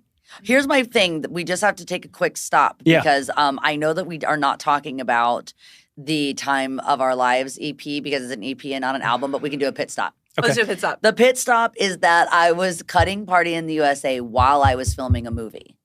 Because I was doing the last song. And I remember cutting Party in the USA because it was the week that Michael Jackson had died. Oh, shit. So the whole world was like, I drove by his house that morning on Sunset. it was a weird feeling everywhere. It was the weirdest day. It was the weirdest day. And yeah, it was not like giving Party in the USA energy. Is that why it's fucking works? Maybe it was the magic of Michael. 800,000 people listened to it yesterday. What? Yeah. Crazy. That's weird. Yeah. They probably had a good Everyone's time. so mad at America all the time, but then again, they're like, Right. It's like Run it. it's the national anthem. there's a petition for that. It really is. But I do remember doing Party in the USA at the time. I was making the movie. I was cutting it on my weekends. And that was one of the times where I was thinking, this is a lot. Because I was really enjoying doing the last song because that's where I met Liam, who I would go on to marry and write most of my songs about. No kidding. And talk about catching strays. But, so I really wanted to hang out with him on the weekend. Yeah. And I had to go instead hang out with Dr. Luke. And sing a Jessie J song. Sing Jessie J songs, which I also altered to fit me. Yes. So I was like, this needs to be just a little bit more Nashville, a little less London. Ask her the question. you wanna ask. I was so easy to please at that time that I literally was doing it for Sonic. There was a Sonic drive-through that was near the studio. After I would do okay, I will do a verse and a chorus and then you have to take me to Sonic. And then I would go and then I would These are my demands. These are my demands. And then I'd be like, all right, let's go back because I couldn't cut it in full because from the beginning of cutting that song, it was always one that I was dragging my feet on a little bit. But I'm glad that I did it, obviously. And I love it because of You do. the life that it gives It felt me. like you distanced yourself Yeah, from it in for the a while. moment, this was Because one. it's really hard to sing. It's the hardest song to sing in my entire set. It's really hard. Like what part? The yas. yeah. Yeah, it's really Okay. high. And also lying about not ever having heard about Jay-Z. There's no Oh way yeah, that was there, true. there are a lot of. Listen, I wasn't a Jay-Z fan at the time, Right. and That I believe. I wasn't a Jay-Z fan. But what is it saying? Oh, a Jay-Z song is on. But then I added Britney myself because I was like, if we're gonna do Jay-Z's shout-outs, we're gonna do Britney Spears shout-outs. One for Well, you. and then sometimes you would do MJ on tour, and I didn't know about the timing. yeah, with- I didn't even put it together that was the timing. That's wild. But I was just loving MJ. That's totally wild. It just worked through. It just worked out. I never meant to say. Did I say a Michael Jackson song's on? I said that. I think you'd sometimes say particularly live, and an MJ song was on. What? Yeah. That's so weird. That actually is very strange. I must have done that on purpose, I guess. But that is that's all I would have been listening to at the time because of the timing that I cut. Yeah. Right. So, anyways, I'm just not letting us just fly over EPs. No, I'm glad. I'm dropping EPs in That's to fine. the combo. We The can move EPs on. are in the convo is good. Okay, But so good. you had because the Jay-Z thing kind of became a little bit of a thing. Of a little Miley bit of a Cyrus thing. is saying that she's never heard Jay-Z. No. Did you just say that sort of flippantly and didn't mean it as No, much as I just was a 12-year-old girl from Nashville, so I just wasn't listening to that much Jay-Z. My dad, most of the music that I know is from my dad's record player. Sure. But you got half the hip hop universe to play with you. But that was later. Yeah, 2 years later. I had time Yeah. to educate myself and Interesting. to evolve. Because when you're the age that I was cutting Party in the USA, most people's music that they're aware of is the parents. Is their, Yeah. through their parents. Their parents, Totally. Totally. I Oh, like- right. You were 16. My first concert was fucking Warrant, okay? Awesome. So if you asked me, at the time, or Steelheart. Right. If you would have asked me what my favorite song was when I was 12, I probably would have said, Warrant. She's My Cherry Pie. Yeah. Because it was my mom's Yeah. favorite song, and that's all I was allowed to listen to. And this 80s wasn't hair Spotify. bands. I couldn't just go upstairs and listen to whatever. Sure, I would sure. only be able to listen to what they would buy me. Yeah. Okay. So my parents weren't a lot of like 12-year-old girls not buying them Jay-Z albums. My mom wasn't going to let me buy a Jay-Z album. She was going to like get me the Dixie Chicks. Yeah. They were going to get what they wanted to listen to in the car because not every fucking kid had a cell phone and headphones and you didn't get to have your own little identity. Yeah. Now well, and also it's if they get you something and you love it, they're going to hear it in the car. That's what I'm saying. So Completely they wouldn't do nonstop. it. Totally. That's why I had to listen to like Veggie Tales, which is like a Christian. Oh, I know what I know Veggie Tales Veggie is. Tales. That's what I had to listen I to. had 3 kids. And it didn't work as well like in a Veggie Tales song was No. on. But I listened to a lot of Veggie Tales. All right, well, Who came up with Dream in My Cardigan? Dream in My Cardigan. I think it said that. I think Jessie J came up with that. Okay. I think it said that. Okay. It's perfect. Yeah. It's I'm amazing. pretty sure it was her because she was like so English, like wearing her cardigan. With a cardigan. With the cardigan. Yeah. it's a massive song, and we're not letting you off the hook on the EPs. If you think we're not talking about She Is Coming, you're We are. crazy. I can't wait to get into that one. No, So Can't Be you're Tamed crazy. now, right? So yeah, it Can't Be Tamed. I mean, I'm interested in. There's a couple big songs on here. Scars is a really massive song. I think it feels like Evanescence and Stevie Nicks together. Like I think that's my favorite song from Thank that you. album. I wrote that one. This is the album I had written down that it's one of my favorite albums because if you check the credits, this is the one that every single song was really just me and John Shanks, which John Shanks was my Yeah. original Michael Pollack, who's my songwriting partner now, and I do Flowers and All Something Beautiful with. But I loved him so much because he was this multi-instrumentalist, and so that was the thing that I didn't have going, which we can get into about him teaching me actually how to play guitar and piano because I played like some campfire chords. Like my dad told me that if you learned how to play G, you could play everything, which is Yeah. true if you only want to play Johnny Cash for the rest of your life. Fair. But I definitely couldn't play Permanent December using only G's. And in this moment, he's teaching you. So John Shanks, who is like an incredible Yeah. guitarist, that's Yeah. like his thing, taught me how to play guitar and taught me how to play the piano. And he was like, your dad's a little bit right. You just also need to know like C and D Just a and few more. E and F and all the other ones. And that was woven into some of the songs on this album. All of this was so Stay is the first time. That was Stay. I wrote that song on a piano because he taught me. He goes, if you play C in a bunch of different places, it's going to sound like this. So I started playing those C chords, and that's how I learned how to play the piano. And as I was learning to play it, that song came into my head, and then he produced it. So really, John, I know he would vouch that one was really melodies and lyrics were, mostly all me, and then he was working as my producer and is kind of someone that could, like The Climb, he could help me make things really epic and pop worthy and all the things. Stay is like I think Scars is my favorite from this album. You saved these 2 songs for the back part. Yeah, why are they at the end? Because usually the songs that I like always get put at You the ba- very end. You Barry. What? I don't do Barry. Who's driving this bus? This was back in the old days where I was like, not so hands-on because I was hands-on, like I was writing the songs and everything, but I'd be You're like, still learning. it was like the 50-50 where I'm like, okay, you do your part so you'll Sure. market it properly and people will actually hear it, or I'm going to be Hannah Montana forever. And then I'll put the little songs that I like that I'm writing on the back of those albums. One for me, one which for I still you. do, which is like Why Give Me Love is at the end because that's one for me. Okay.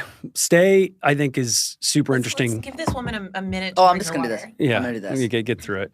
This is like a Oh, little she gross, needs her. but Oh, wow. don't Bubbly tea. judge my bubbly tea. I drink every bit of this, so I'm just going to do this because it'll look prettier. Stay for me is the first time where you talk about this theme that permeates a lot of your music, that tension between staying and leaving. Even like Take Me Along on this album. Yeah, which Which- I wrote with my sister. Dude, that kills me. That song. I wrote Take Me Along before a concert in bed with my sister. You don't and- even say Take Me Along on the song. Only In the one time lyrics. I think, oh yeah, just take me with you. Right. Yeah. And well, that was a whole thing. This was more Miley Strays. The song was about Nick Jonas. Nice. And yes. he broke up with me before. Well, one of my he deserves concerts. it. And I was distraught again. Yeah. And my sister, I remember my big sister who was playing guitar for me on that tour. She was a much better guitar player than me. And I was in my bed sobbing. And she came in just like a regular big sister and was like, but it wasn't so regular because she's like, 25,000 people are waiting for you to pull your shit together, pretty much. Do you want me And to get you a tissue? I Because could tell we mom gotta go. like sit her end to like Is it give the me hard some excuse like today? bigger Yeah. sister wisdom and be like, "Yeah, keep it going. She's got like some gold skinny jeans to Right. put on. Let's go. He's just a boy. Hit him with your car. Yeah, exactly. And my sister, I was like, I have this song idea. And I felt like I knew that his career was going to propel, like he was going to become the Jonas Brothers, and because they were opening for me. Yeah. flex. And they wanted to go, and that was part of the reason why we were breaking up, because he was going to go do his own tour. He was like separating himself from the Disney thing, and they were going to go do that. And I wanted him to take me with him on the tour. I was like, why can't we do it together? And so I had this idea of like, I don't understand why you're leaving me. And I was telling my sister, and my sister grabbed the guitar and started playing the song. So we wrote it together. So there is that theme through a lot of what you write. That's helpful context. But like even Never Be Me, there's this. It's very that. It's super that. And my question to you, I guess maybe you just answered it, but do you stay or do you leave? I am Never Be Me. You warn us now that listen, you might I'm a Nashville leave. girl. I'm a stand by your man kind of lady. That's you know? the vibe. So that's the thing that really got embedded into my brain from, my mom. My mom and my dad were in a relationship for over 30 years that, they probably knew date 3 was going to end up the way it is. But my mom's a stand by your man kind of girl. So that was, I think, my, that was kind of the younger me. I was still a copy paste of my parents. And that was kind of more my mom's way that she you are a seeker, and I imagine that runs in contrast. And then Never Be Me was kind of frustrated with myself because I really wanted to stay and I wanted to be the person that could stay, but I always knew that I would be chasing the fire. I was going to be chasing like passion, and I'm a little bit of a kind of a lion in that way that I a lot of the times in my dynamics I've kind of been, because of my financial situation or because of my success or whatever, all the things that it is, I've always kind of been the top of the chain. Yeah. Like I've always kind of been in the male position, the power position.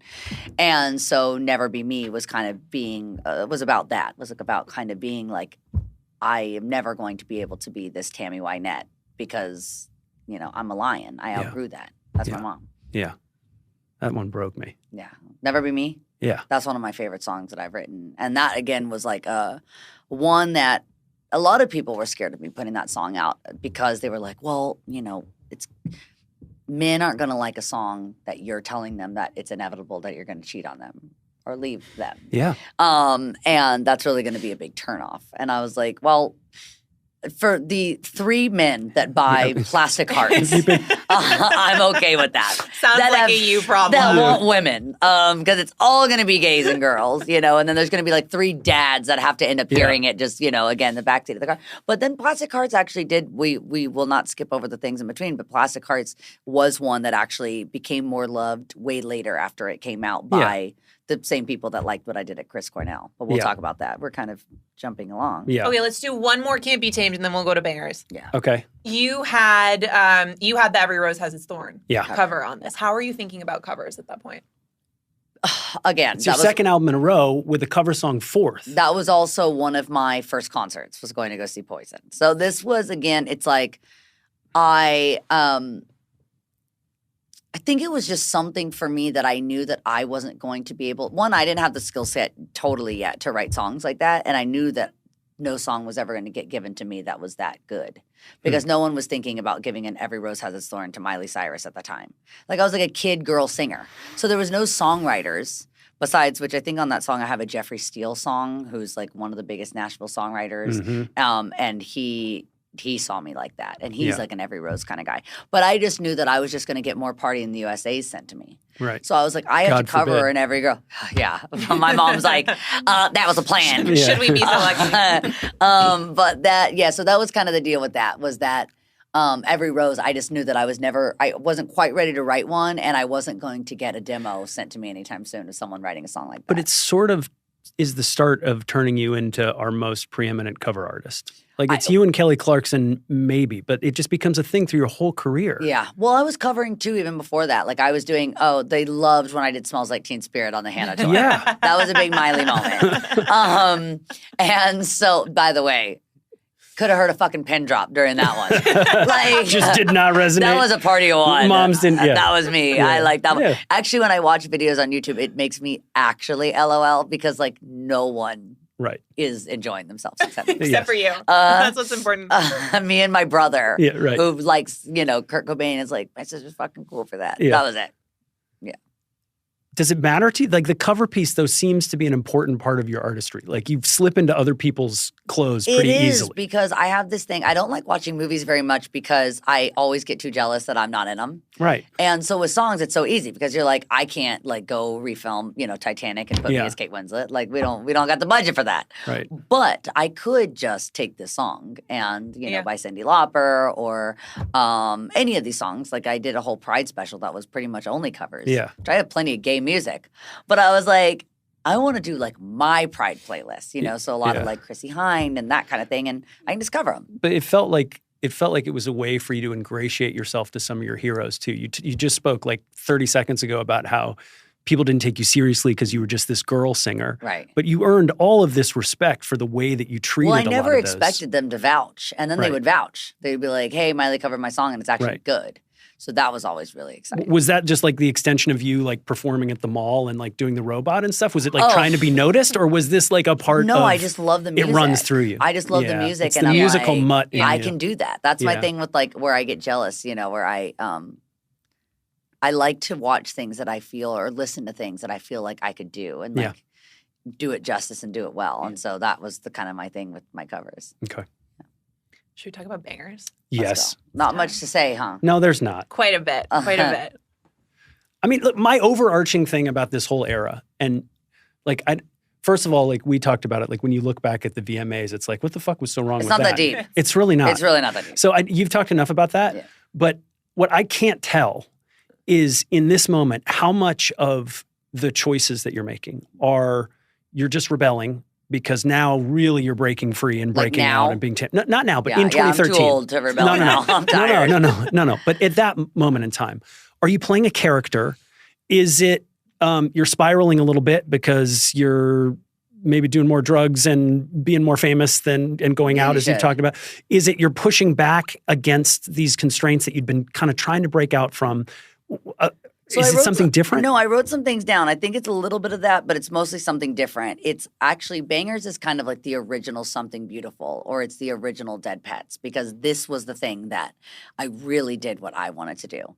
And where there's a divide in that is always what we started with before, the marketing. Yeah. Because it was marketed not just by me, but just by the way that the press kind of like perceived it, was that this is like some rebellious thing or some idea of all the things that you just said, of breaking away from the character or whatever. But that, to me, that's a strategy. And that's not really what I do. That's just like not the same brain that. Had you fallen in love with hip hop? Like what? Yes, because all my friends, that's all we listened to. Because it was, if you guys just go back into 2011, 2012, 2013, yes, that was rock and roll. Like hip hop, like rock and roll is, it's like pop. It's not a genre. It's like, it's a statement, and like pop is just pop culture. It's just like that's what's popular, and rock and roll, that's like something. That's why it's soul music. It's like it's something in your soul, and so for me, hip hop at the time was like my soul. That was the concerts that I was sneaking out to go to. That was the thing that my the CDs my parents wouldn't let me listen to. Yeah. You know, Sure. that's what rock and roll is. So to me, that was just an extension of like, for me, 2000 and 11, 12, 13, that's like the way my mom talks about the 80s, like sneaking out of her windows to go see Whitesnake. Yeah. That was me, but with Juicy J. Yeah. That just happened to be the time. That's what was at culture. I wasn't unique in the fact that I was like a white girl listening to hip hop. No. Like, just go look at a fucking Coachella set list. Yep. So that's why where it gets marked up to anything else, it's like that was what had culture on fire at the time. Mm. Do you have any different perspective on that now if you look at it and go, oh, I sort of put myself into this world of hip hop that I felt like was really mine because I was listening to it all the time, that you sort of think again, I wasn't on? just like listening like a regular person with headphones on with Juicy J. I was friends with Juicy J actually. Yeah. So like I don't know what to say. Like I was actually smoking fat fucking wax bowls with Wiz Khalifa. Like I'm not faking. Right. So like that's the thing, and it's like we also don't even want to like belittle the culture into that. It was like I was sitting in the room with like DJ Paul and Mike Will and like listening to beats and writing songs and like 23 came to me. I didn't reach out to Mike Will. Mike Will sent the song to me. It was his 23rd birthday, and he was like, it would be so cool if on my 23rd birthday. Because he also, you got to remember, me and Mike are close to the same age, so he grew up with Hannah Montana too. Yeah. You know, so all his sisters and all his friends in school, like they knew what Hannah Montana was. And in his mind, he thought it would be like an insane punk rock move to flip me into exactly what he did. So this wasn't something that I decided I was going to do as not only just a strategy or something that I felt like I could own or make my own. That was just actually my lifestyle. Those were actually, those are my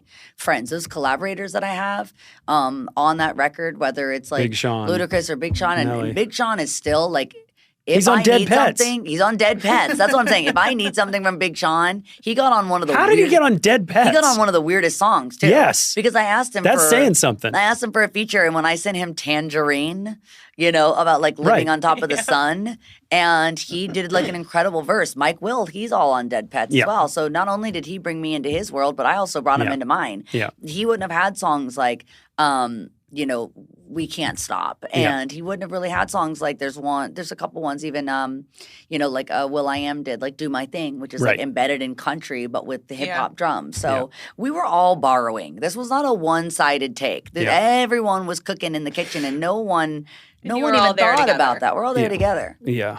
I think in context too, understanding, again, you are JD, I need to give him credit for this, but he describes you as a musical mutt, and it is what you are. Like you have the DNA of so much in you that you've just sort of absorbed.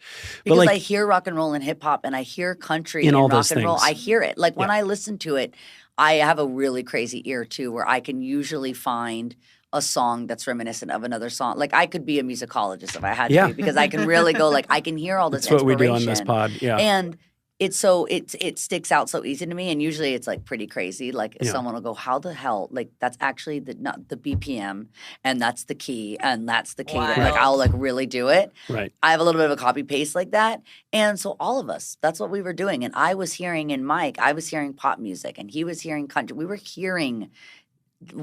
It's so generic, really, to just put things in like this is pop and this is rock and this is hip hop. It's like we were all making this really yummy soup. Why did you let Mike continue to put his fucking watermark at the beginning of every one of your songs? Because it's like wearing a designer. You know, Virgil at one point, it said Mike Will beats are like wearing Chanel, and he Rock wasn't Mafia wrong. too.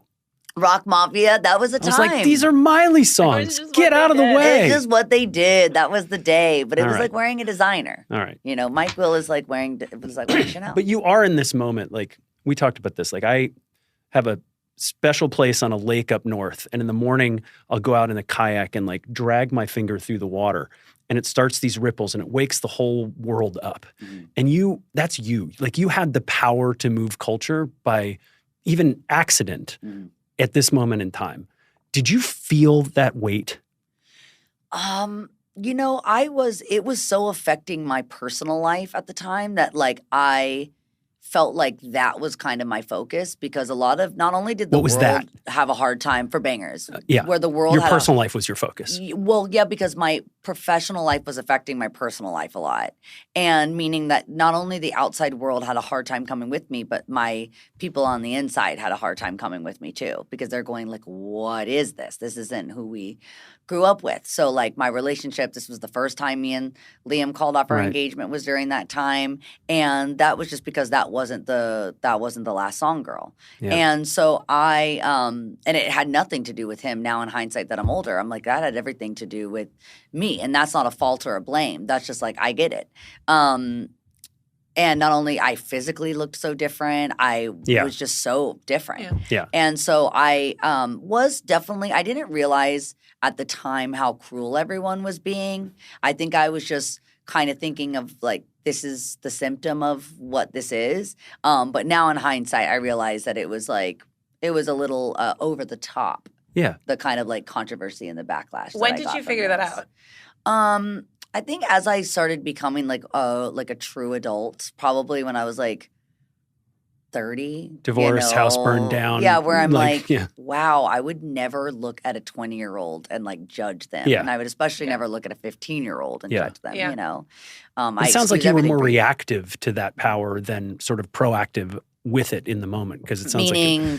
meaning like instead of understanding that you possessed that power to shape culture and going out and doing something with it, it felt like every week you had to respond to somebody freaking out. And I about- was just shaping myself. Right. Like I wasn't even really trying to shape culture so much. Yeah. I was just shaping myself because that was how young I was. Yeah. Did you understand any of that or think about any of that response, particularly to the VMAs, but really to that whole era in the lineage of pop stars who have used provocation as part of their art, as Madonna or Britney or like Janet? I said, I've been stripping at Cracker Barrel since I was 3. Like I'm like, guys, I've been taking my clothes off. I just ain't shown you yet. Yeah. So that was kind of my thing. Was like I've just always like truly since I was like a young girl, just always been like very sexually and sensually aware of myself, and so I just was that felt totally natural. You just to were me. like, what is the that big was deal with definitely this? not like someone I sat with a computer and was like, Yeah.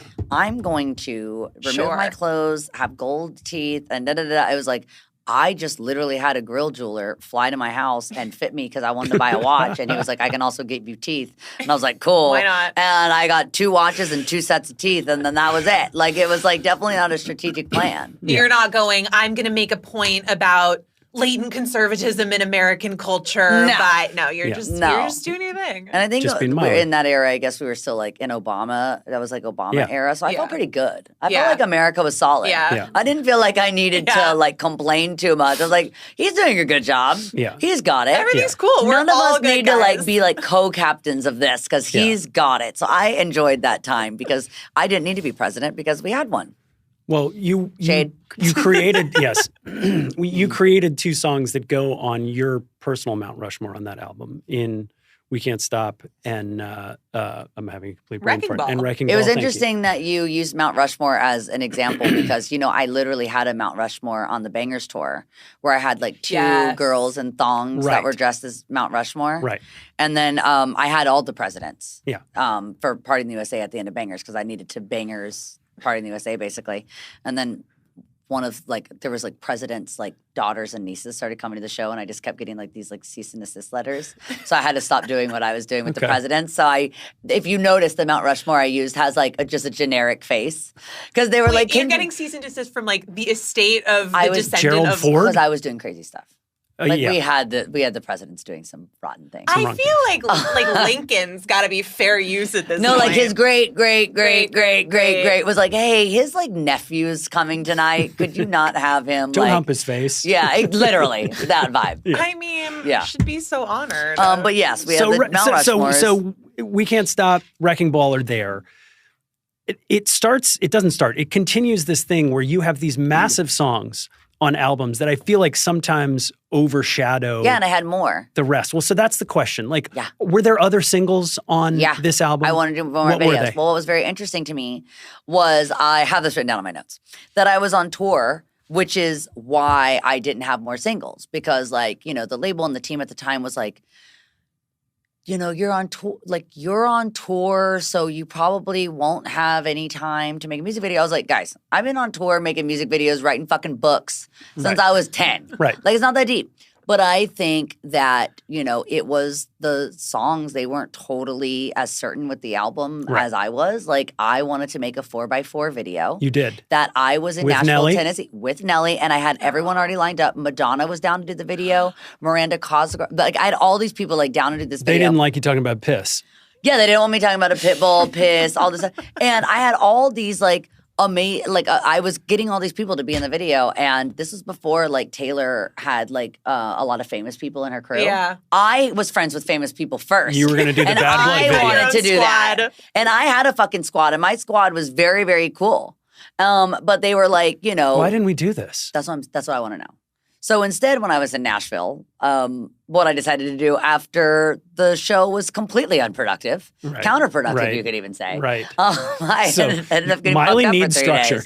days. That's what I'm saying. Give her I was something to like, do. That's guys, what we learned. I wouldn't be doing any of this stuff that I'm doing right now if you would have given me a job to do. So You gave me a music video to go film Yeah. with the Miley Avengers. Yeah. That know. frustrates me that we Yeah, he's missed the really 4x4 upset. video. Yeah. He's really upset. Speaking of which, why don't we have a 2 Most Wanted video? you got to ask Beyonce.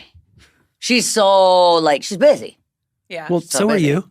No, I know. I have to look up actually who I really had in the video because I had like really good people for the video. I have a note somewhere. No, I had Madonna was down to What? That's crazy. mud wrestle with Miranda Kerr. What? That was my theme. That's what I wanted to happen. I wanted because my dad has a 500-acre farm, so I was like, y'all don't have to get a location. We'll all get together. We're all gonna get together. We have plenty of locations. Like we can use his dirt bikes and all his stuff. Wait, you probably have 4x4s. We have 4x4s. So I was like, I'm gonna get like all these girls, like all these supermodels, all these Victoria's Secret models, and all these like pop icons to come to my dad's farm, get in the back of 4x4s, and we're gonna mud wrestle, and we're gonna like go out and do donuts, which is in part of the Yes. lyric. And like I had all these girls down to do it. This Yeah. hurts. It This hurts. I'm pleased for your sobriety, but I would like to know what you were taking at that time because I that was is out of fucking it. awesome. Yeah, I was actually Amazing. I had my wisdom teeth removed that day instead, actually, which was really not good. That I have a tattoo. I'm Because sure Wayne you do. was there at somewhere. Oh yeah, that's my tooth. I decided to instead do my banger show, party all night, go to an 8 a.m. dental appointment, which is Great call. the worst thing I could have possibly No done. Novocaine needed. Get my Bright lights, head play, whirring sounds. get my tooth pulled immediately, and then go back to what I was doing, go back to the party. So that was pretty much what I decided to do when I could have been mud wrestling with Miranda Kerr. And Madonna. That's what I'm And saying. Nelly. And Nelly. Because Nelly is kind of the OG crossover between That's what I hip grew hop up and listening country, to. and that's totally Because like he had a song with Tim McGraw, which Yeah. like I'm sorry, OG bangers. That song is awesome. OG bangers.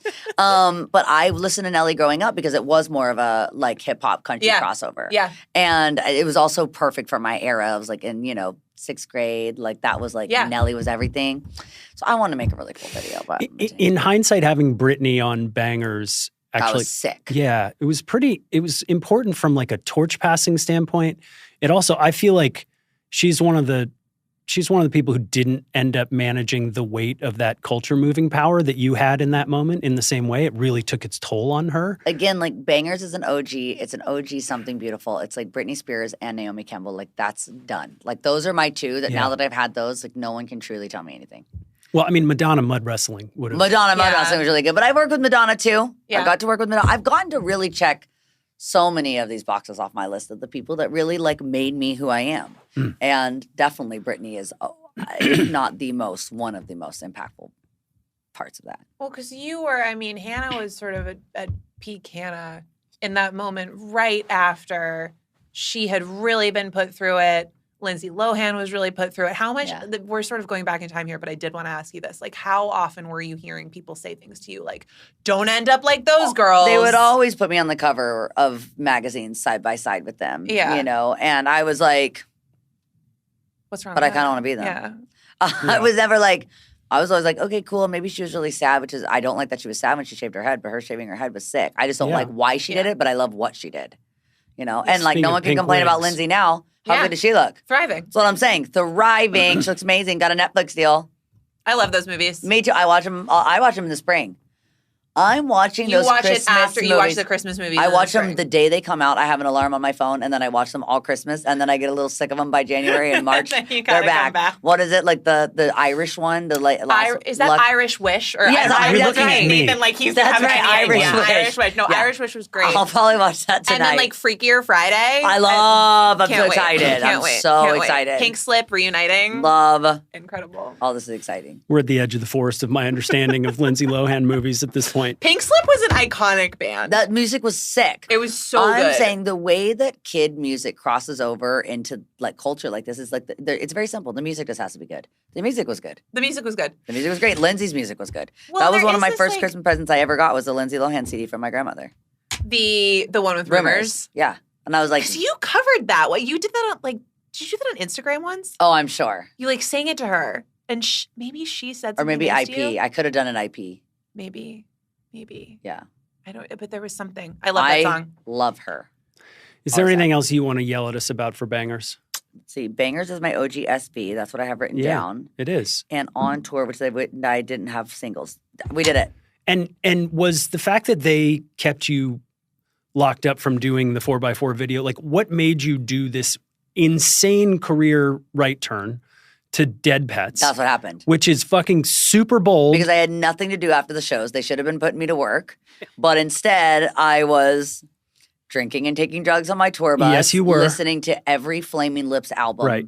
Ever, because now I had everything on my phone. This is like right when music is starting to get good because we can access everything. And when you turn this thing in, like really behind the scenes, are there label execs trying to jump in front of you like they're taking a bullet for the president? I wouldn't let them anywhere near me at the time. So which what's is why the the album's discussion? so fucking good. I wouldn't let them anywhere near me at that time. Like there was probably bullet holes on everybody else, like management and my sweet, sweet mother. I'm sure. But how do you end in a place that says, okay, Miley's putting this out, but only on 'Cause I'm doing SoundCloud? Because I was doing it regardless. Like I was doing it, and I didn't have the thing that I have now where like I ask or like I'm afraid of like getting, sued or something. I just am like, I am doing it. And so I don't actually know exactly how it got to that point because Lawyers yelling at each other. I probably. refused to be a part of that. Yeah. I just know I had like my managers, my label, my lawyer all in my garage listening to the album. White as ghosts. I imagine. Spit buckets on the side. And I had no idea. And I remember one time, this is hilarious actually. This is like coming back to me. I had scheduled a big business meeting where everyone was going to come in and we were going to talk about like the splits and how we were going to put the songs out and what the rollout was going to be of the whole campaign and whatever. I decided to take drugs. And I dressed up as a mermaid with my best friend, Katie, who's married to Wayne Coyne. And we went outside, and when the label and the attorney showed up, we were dressed as mermaids in the pool, flipping our fins. And the only adult in the room that was there to have this, like, legal conversation was Wayne, who just always wears a suit. You know, his whole thing is he wears a suit. So I was like, he looks nice. But then again, he also had on, like, a sex chaps on top of it. Assless chaps. Yeah, at the same time. I was like, he has on a tie, but he was like fully also wearing like a choker and had a leash on his neck. Serious business we probably had outside from our mermaid tails. And I remember us laughing so hard looking in at Wayne having this meeting with like RCA and my lawyers and just being like, he's got it. No, we're fine. And Wayne Coyne Business Casual. Yeah, Wayne Coyne Business Casual was awesome. And the entire kitchen was completely painted and like literally we would have paint nights or we would just destroy the house. And it was just the best era ever. And I have written down a couple of things about this. I think some of the things that you had said about the kind of like the drug and the party themes and how do I look back at the album now from a place of sobriety. And it just was, thank God I had that time in my life. I'm so glad I survived that time in my life. I would definitely not encourage anyone else to go this hard. But the fact that I got through it, I'm very glad I got to do it. How much did that contribute to the creative process? Because you've got like there's like all entirely. Okay, because in the middle, you can hear it. Yeah, you can hear it. I mean, there's obviously the video in 2009 of you, and then you're overt about the drug use in the last couple albums. But then there's also like on She's Coming, Milky Milk. You're like drugs rule everything around me, right? In the middle of this album, you say, "What the fuck is God?" Mm-hmm. And then I heard you with Zayn say, sobriety is my God now. I know. I think that was a little dramatic. Okay, fine. You're allowed to be dramatic. Yeah, that was a little dramatic because someone was like, use that as a quote. And I was like, okay, I wouldn't say it's my God. I'm not going to like go into, like, and I don't do meetings or anything. But so then talk about that process of drugs and sobriety and how it contributes creatively, obviously here on this record. Yeah. But then even your sobriety today, does that change the way that you create? I think so. So to talk about it during Dead Pets, obviously it was like a huge influence. And you can't write songs like Bang My Box at 2 p.m. with a fucking Sprite. Yeah, it wouldn't be right. No. It wouldn't be right. And I had a engineer who literally has never done a drug a day in his life. And I love to call him at like 6 a.m. as I'm leaving the strip club to be like, time to cut some vocals. And I got a lot of harmony ideas, like 440 ideas. And I remember sitting with Diane Martell, who is like a big part of the Bangers era. And there was, I think it is on Lighter, where it says it's like coming towards me. It's moving slowly, but moving quickly at the same time. Yeah. She's like, you're taking drugs. Yeah. Nothing moves slow and fast at the same time unless you're doing two things that counter each other. So definitely like super important part of that creative process, but I don't think that it's like an imperative part of being your ultimate creative self. I don't think you have to be high to be ultimately creative. Can you put yourself in those songs as a sober person? Dude, I can't write songs as well as I feel like. I like the things that I was able to find. I can write songs as well, but I can't find things like Tangerine. Yeah. And it's really hard. Like like Cyrus Skies, a song that's one of my favorite songs. That's because it's a song off of, I have it saved actually, for my next album because I'm still like obsessed with that song. Let's see, it's the Flamin' Lips. Let's go to my next act. Which one is it? I think it's not Meet Be More. It's Seven Skies H3. That's one of my favorite songs, the Flamin' Lips. And it's a weird title, so that's why I never remember it. Yeah. Seven Skies H3. But it's called Cyrus Skies. And I wrote that one night because a lot of that song is instrumental. So I just sang my song over that song. But I don't know if I could do something like that now because I would have so many of the boundaries now in my mind going, oh, I shouldn't do that. I should change the melody. I should make sure that I'm clear to, that kind of thing. So I think that the songwriting to write those particular types of subjects, it was really helpful. And then I was able to make an album that I equally love that I think is excellent and without it. So I feel good that in my songwriting it's not like it's not a crutch that I can't live without, but it definitely makes it just go bleh because you don't have so many of the brakes on your brain telling you not to say stupid things. Like fuck me so you stop baby talking. That's not a 2 p.m. with a Sprite either. Producer Belle, I believe that song was her top Spotify Wrapped last year. Yes, I love that song. Thanks.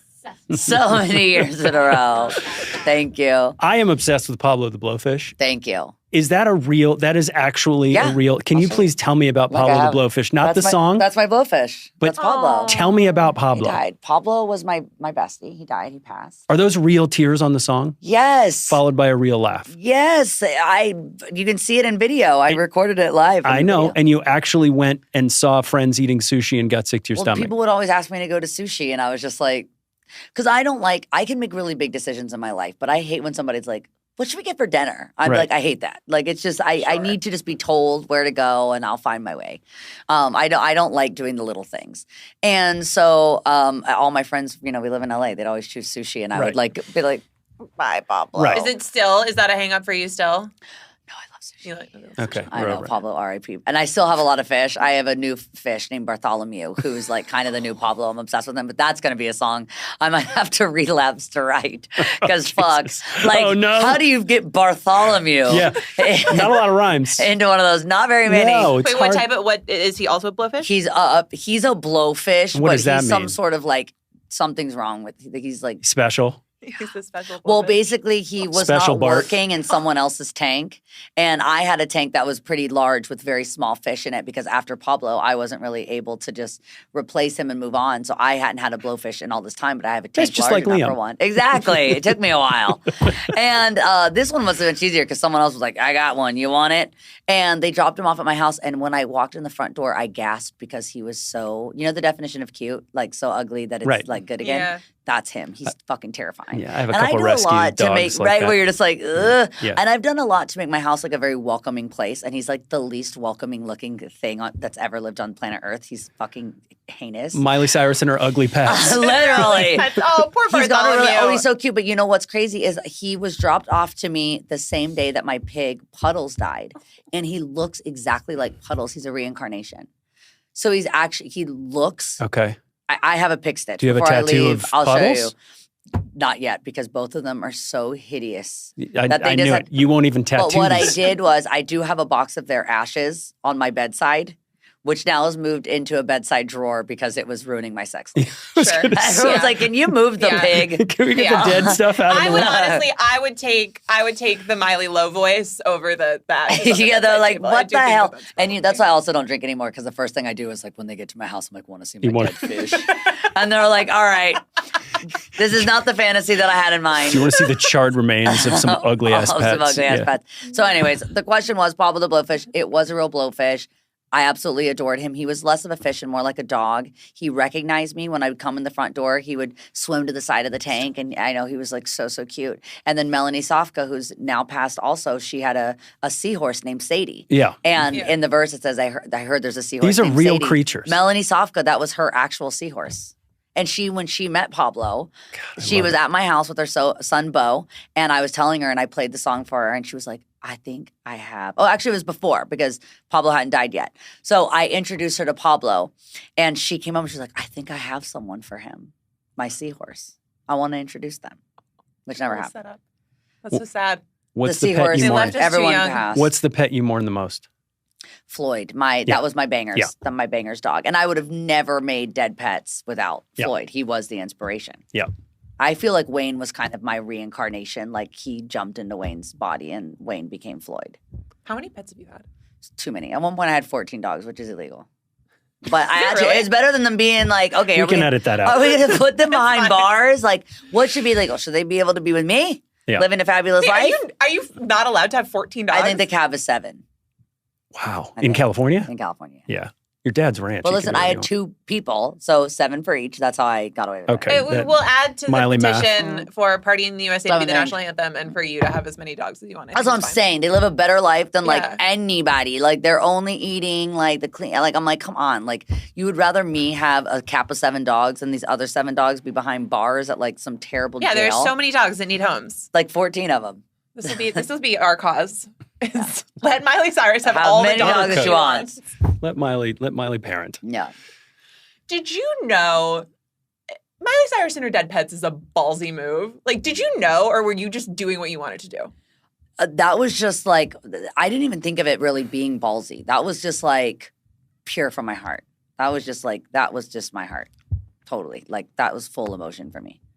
Getting out of my mind, going straight into what felt the most real at that time. And I have a song with Wayne called We a Family. And because me, Wayne, and Katie really, we're still like that. Like it's kind of freaky. We're like totally telepathic with each other and we still have that same relationship. And I don't think that they kind of define it as much as I do. But, you know, he has 2 little babies now. So he doesn't do any of the things that we were doing either anymore. So we all kind of settled at the same time.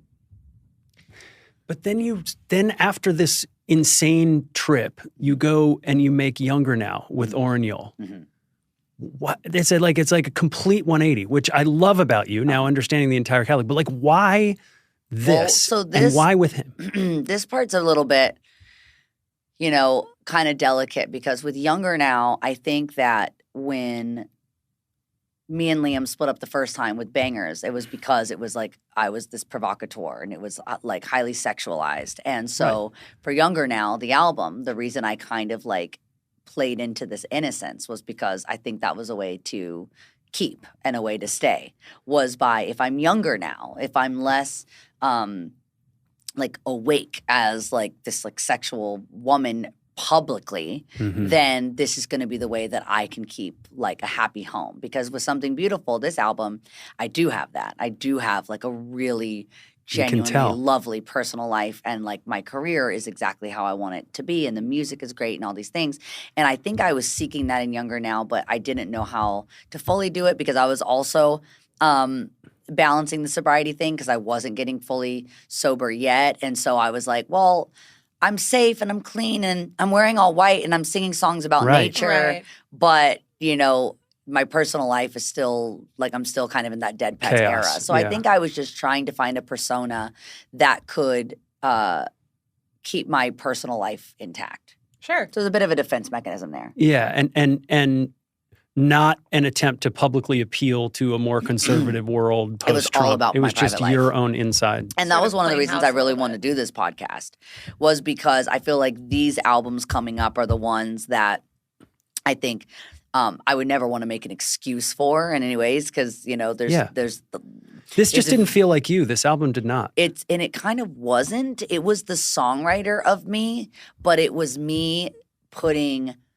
a lot of restriction on myself. And what's funny is That's like always worked really well. I've never been someone that restricts for like the business part of things Yeah. or for the label. It's always been about how do I keep my personal life sacred and intact. And, you know, for me, in all respect, I'm super open. So sometimes I have to be careful about not telling other people's Yeah. stuff Sure. because I kind of say everything. But to still maintain that level of like respect and privacy, it's like for me in the relationship and for my home life, it was really important that I also because, you know, again, respectfully, Liam was also a part of other big franchises Yeah. like The Hunger Games and like his brother is a Marvel superhero. And so I was also representing the family. And so I felt like I needed to, and it was my duty to, because my plan was this time I didn't want the relationship to fall apart. I wanted it to stay intact. And the reason why it didn't work during Bangers was because of that. So for this time, I really wanted to be able to say, I'm still making my music. I can still be Miley Cyrus, but I need to be able to keep this part of my life preserved. And now in hindsight, what I should have done was just like kind of left it alone. Like it didn't need to come with me into the career. Like I didn't need to be wearing all white. And that was me trying to say, I'm pure. Look, I'm wearing all white. I'm going to get married. Like I'm in my wedding dress, that kind of thing. And I probably could have just like made a pop album. But for me, I don't know how to not bring my personal life onto the stage. So even though it wasn't really my personal life, because my personal life was actually still kind of in its Dead Pets era, like I was still personally kind of wild. I felt like that wasn't the problem the first time. The problem wasn't what was happening behind closed doors. It was that I was bringing my life onto the stage. And so I tried to. I think about that sentiment and then you getting choked up singing to your mother, End of the World. Mm-hmm. And there's just this sort of parallel between trying desperately to save something that is maybe lost. Anyway. Right. Which is also a theme in my stuff. So how does that make you feel about Malibu? You're in love with some of your hits, but... Well, Malibu I really love because I wrote it in the car, driving. I do a lot of writing in the car. And I was driving the coast of Malibu going to work at The Voice. And so we took... But if you live in LA, this was ridiculous. Yeah, Why we took the PCH the entire way to like wherever we were, to Burbank. It makes no sense. No. But anyway, so I took it long enough that I was able to listen to this little guitar melody that Oren had played, and I wrote the whole song by the time I had gotten there. And because I had his melody on the guitar, I was able to sing it for everybody in the room by the time I got to Hair and Makeup, because I had written the whole song by the time I got to Burbank from Malibu. And so I had the guitar, and I was able to sing it on top, and people started like melting and crying. The makeup artist that I was using, I'll never forget, she was like, this is the most beautiful song. And again, I think it kind of could have always just been the acoustic guitar, and that's what I wrote it to. And then again, I tried to blend the worlds, and because I had done Dead Pets, I kind of wanted to make it up to my label and say, I can put drums and like some claps on this. And so I tried to kind of pop it up. Yeah. But what I really should have done is fully committed, which is why I'm excited to talk about some other albums, because I think the thing that happens to me that is never a good idea is when something becomes medium or mush. When it's half my idea, because I think some of these next records we're about to get into, that's my problem with them, is I think they became mushy. And I think She Is Coming? She Is Coming really is mushy because Fuck it's yeah. only a third. Spaghetti on a wall. It's a third of the album. You didn't get the other two. Well, so what happened? So what happened with that was I wasn't having hits on Younger Now, and Dead Pets obviously had no hits. So I had only had hits from Bangers. Lighter is still a smash. It's probably about 7 minutes too long to be a hit. But so since Bangers, I had no hits. Yeah. And so I didn't have a follow-up. And so everyone was panicking about that. Not me, though. And so Dead Pets didn't have one. Younger Now didn't have one, which I always think is a little bit silly because Malibu is technically a hit. Yeah. And a hit is like a very beloved, song in pop culture. And so I had that. And then as I got to She Is Coming, I think there was the panic of like, fuck, you can put out like one experimental art record and then that's not being looked at for a hit. And then you can put out like a second singer-songwriter record, but you can't put out like a real album that doesn't have a hit on it. Yep. And so I think they got really scared of me not having so-called hits, and then they fucked up because they took all the songs that I actually think were hits off of the album and left us with Catitude. Yes. So I'm like, that didn't work because Catitude had pairings. It had a lot of songs Pairings? like that. What can you pair with Catitude? Well, it had other like kind of house ballroom, very Rue, because that's when Rue was in the height of its like taking over main culture. Like Rue was subculture up until like 2018. Yeah. And so that's as Rue was becoming, and like, I was like, having, it was like I was getting kind of more of an understanding of like drag culture and gay culture. So there was more songs like that, but then there was a song that is a total miss that my fans definitely know because I'm pretty sure they linked it on YouTube called Cold Blooded, which is about my dad. Right. And that was a big miss. And so they ended up belittling me and putting me into songs like Unholy, which is a song I don't like, about being drunk and about being high. Yeah, and first line. I didn't like that song. And by the way, I was sober at that time, which made me feel fucking like a big fraud. And I remember at the time, someone that shall not be named was like, it's okay if you're sober, but just don't tell anybody because the kids won't Good think Lord. you're cool anymore, because when you had hits during Bangers, your whole thing was being fucked up. And I was like, but everyone was mad at me. And you particularly were mad at me. So why now that you see that when I had hits, I was fucked up, you want me to make music that I sing about being fucked up, but Can't Stop, it wasn't about being fucked up. That really wasn't what No. the song was about. No. But that was what it got because of my persona. That's what it got put into of like, that was her fucked up era. And I had plenty of fucked up eras that didn't work. Dead Pets, like I said, they didn't have any jumpers. Ryan Seacrest didn't spin that one too much. So I'm like, but anyways, they I think wanted to put me down to like when Miley parties, that sells hits. And they actually took one of the best songs off of it, Slide Away, which ended up being a single. We love Slide Away. Which is one of the better songs that were on that. Again, wasn't what I had it intended to be. Me and Andrew Wyatt actually had way cooler production, and like the song was infinitely better before what it became. But what I did do was I put Mike Will on Slide Away. Yeah. Because I was like, I do know. If you guys want to do the thing that works, get Mike back in the room. Yeah. So putting Mike in the room with like an orchestra with Andrew Wyatt, that's what I do best, is taking people that would have never been in the same space, but they already respect each other. And so Mike and Wyatt, they did a great job doing what they needed to do with that.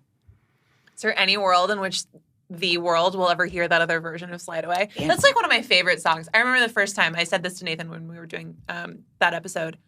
I don't remember where I was when I heard it for the first time, but somebody sent it to me, and I just wasn't prepared for it to be in the feels. Mm-hmm. And I cried. I think I was in an Uber, and I just was in the back of an Uber, like crying to Slide Away because I was not ready. Well, and and really the hit time me. in my life that I put it out, was right when I think that was like right after I had, announced that I didn't really announce. It got put into the world that I was getting divorced because I had been married between Malibu and then the house burning down, and we jumped, right from there. Yeah. And I had Nothing Breaks Like a Heart, which is coincidentally one of the lines is this burning house, there's nothing left and it's smoking, which I wrote before the house ever burned down. And I was promoting that record the week after my house burned down because I did not take time to deal with that emotionally. I went straight from South Africa doing Black Mirror straight to Europe to go promote that with Mark. And actually in between the South Africa and promoting that with Mark in Europe, I did go back home really quick and kind of have my like a relapse moment there, as anyone would try to go, fuck, I got to keep working. And so I'm going to drink. I'm going to, all these things. So kind of had that moment. And then was doing Nothing Breaks. And then, She Is Coming with Slide Away. It was happening in real time. And so that performance from the VMAs kind of became embedded with the song itself because it was just happening all in real time. But it's not actually even on the EP. Well, so is it? No. No. But the extended version, but I don't know. They put it back on in like 2023. Right. It wasn't actually part of it. But there are some songs then from that era that made their way onto Plastic Hearts. Yeah. And one of my takeaways from Younger Now was didn't love the album, but it felt consistent from start to finish. Like it felt like a thing. Mm-hmm. And I feel that way about Plastic Hearts. Talk Too Much, never. I think that's what the song's called. Talk Too Much, or it's called. There's a song on there. Yeah. Maybe Talk Too Much on Younger Now. That is absolutely terrible. And I remember bragging about it in interviews that I wrote it in my sleep. And I'm like, now I listen to it, I'm like, yeah, bitch, I can fucking tell. Because in my dream, I was writing for Justin Timberlake. Miss You So Much? No, let me see the track list. Week Without You? Let me see the track. I love Week Without You, actually. That's my favorite song on It's not Rainbow Land. Let me see the track list. You have it up? Love Someone? Let's see. Go down. Thinking. Thinking. Way too much. Oh, absolute trash. And I remember I was like, I was writing songs for Justin Timberlake in my dream. And like, I was probably thinking it was like for like a Trolls soundtrack. Right. And they definitely didn't need to make the album, and it's absolute garbage. And when I listen to myself telling Howard Stern, like, yeah, I'm such a sick songwriter about that shit in my sleep. I'm like, yeah, bitch. There's other things that happen in your sleep too. You can fly and do all kinds of shit. Nothing that anyone ever needs to see. Well, Plastic Hearts feels like an idea. And actually, Orrin Yule told me it was garbage, and I argued with them. But he was right. It's actual trash. Anyways, I would have shot it off into the sun, probably. Cut it off the vinyl. We were trying things. We were wearing white dresses. It's exactly. fine. We did try some stuff. I like Plastic Hearts because it brings back the rock in you. I can hear the Oasis and the Beatles and the Stones and obviously the Stevie. Mm-hmm. Why the fuck is Dua Lipa on this album? Okay, well, that wasn't my idea. And second of all, no shade to Dua Lipa. It just isn't cohesive with the album. Right. She would have been much better on something like, even in the Summer Vacation. Like, she would have been great on Wild Card. Yeah. She would have been great on any of River. Could you imagine? Gay anthem. It sounds like it would have made sense on her album. That's what I wrote it Prisoner for. could have been on her record. That's what I wrote it for. That was the idea. It didn't make sense here. So here's the thing, reverse about some of the things that you said originally, where you're like, okay, I can hear the Beatles, I can hear the Oasis, I can hear Rolling Stone. The only thing is, the problem with that is that's Andrew Watt's idea of rock and roll. I know. My idea of rock and roll is Donna Summer and Diana Ross and Madonna and Cher. I know. And like, even if we want to go into like, we can do like, you know, Kathleen Hanna or Karen O. Like, I think like I'd much rather something sound like Yeah Yeah Yeahs, which is like more Right, something beautiful. right. So it And he became neutered very your voice like on here. this is what I'm upset about, because Plastic Hearts, I'm really unhappy with the vocal production. Yes. And it just basically became one of those things that became medium, because Andrew Watt, the credit that I will give him is that I think I would have made the wrong record if it wasn't for him. I think the thing that I thought that I was going to make next probably would have been a desperate grab to fix whatever Right. the panic was happening of like, okay, we tried to put some pop songs out and now they're not even working.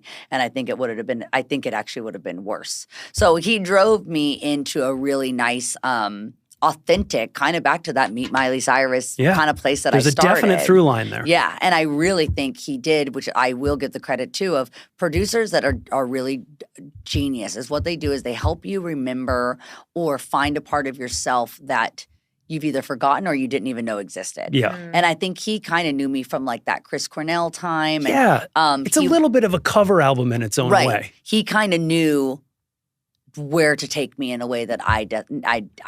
And the reason that I didn't know to go there was because that definitely wasn't the team's idea of what. Let's salvage a sinking career by a song with Billy Idol. Yeah. Like no one ever. No. So I think they were a little bit like, that's where like the medicinal duo came in, where they were Right. like, uh-oh, this career. Medicinal duo. Yeah, they're like, this career is sick. Like when my beta fish who recently died had cancer, I had to put this little drop on its tail. It didn't work, but I was Yeah. trying. So it was a little bit that where they were like, uh-oh, this is like this is not what we had in mind to unsink this Or ship. like the big fat Greek wedding guy with the Windex. She was my It's like, best. let's spray a Exactly. little Dua Lipa on it. Exactly. I think that's what they did. They were like, oh, great, here's this like pile of shit album she Yeah. gave us. Let's spray some Dua Lipa. That'll make it better. It wasn't obvious at the time, but with Something Beautiful, which is unequivocally the best recording of your vocal Thank ever. you. I agree. Like Plastic Hearts, the vocal is not the way that I it would ought. have liked it. Right.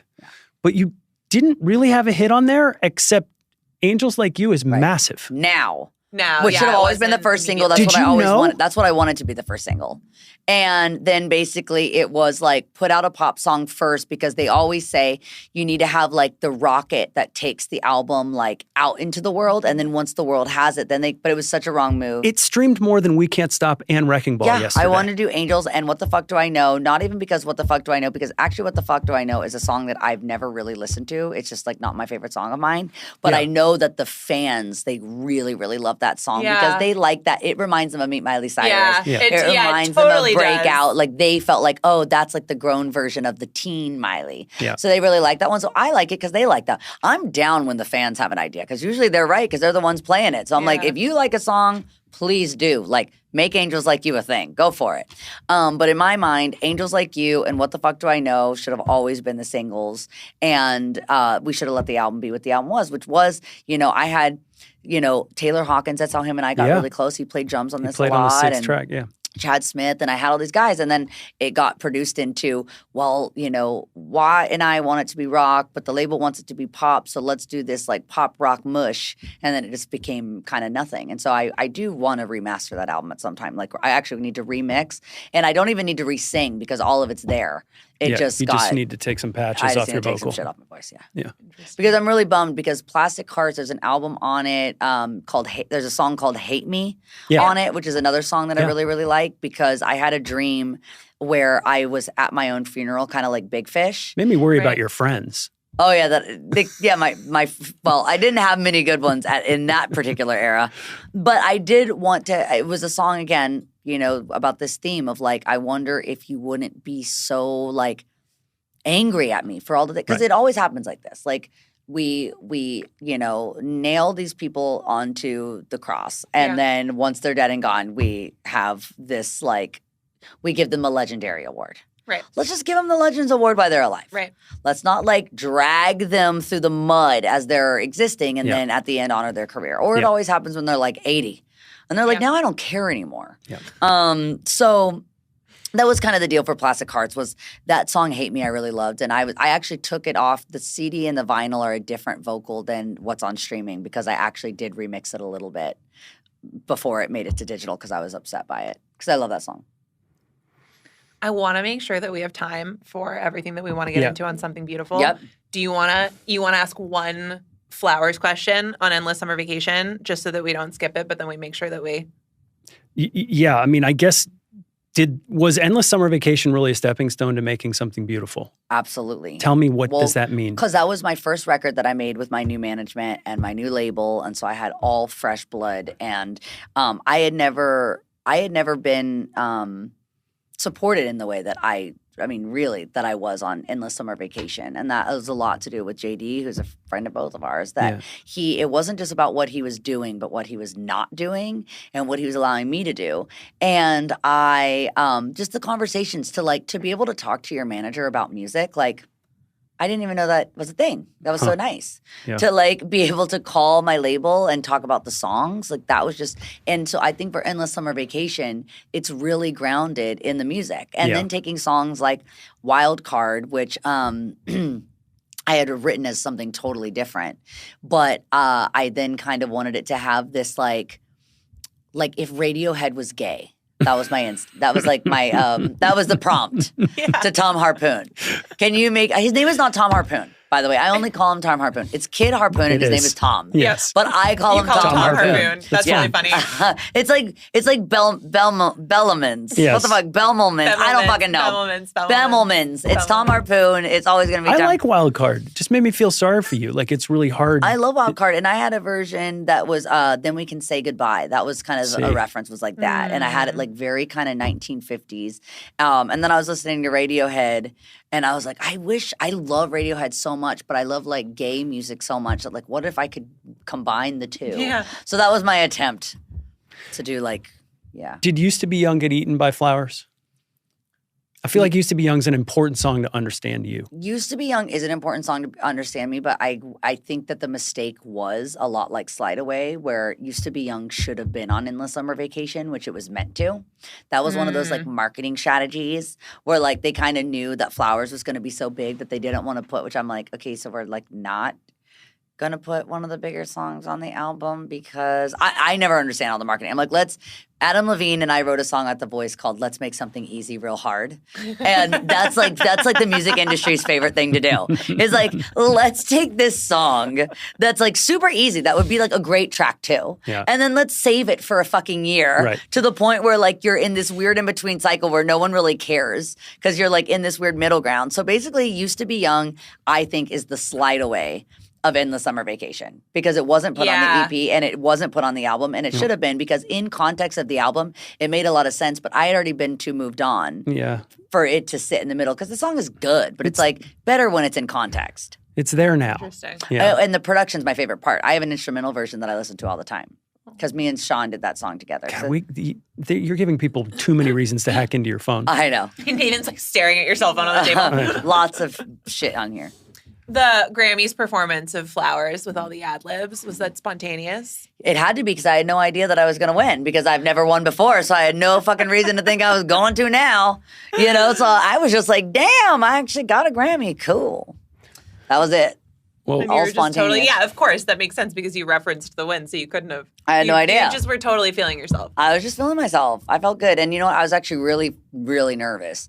So I just like, I think I overcompensated for my nerves to just like, I'm the most confident person in the entire universe because I'm an extremist. So I'm like, I can't just like go up and just like do a performance now that I'm nervous as hell. I have to just completely go in there and like look Oprah dead in the eyes and sing this verse to her.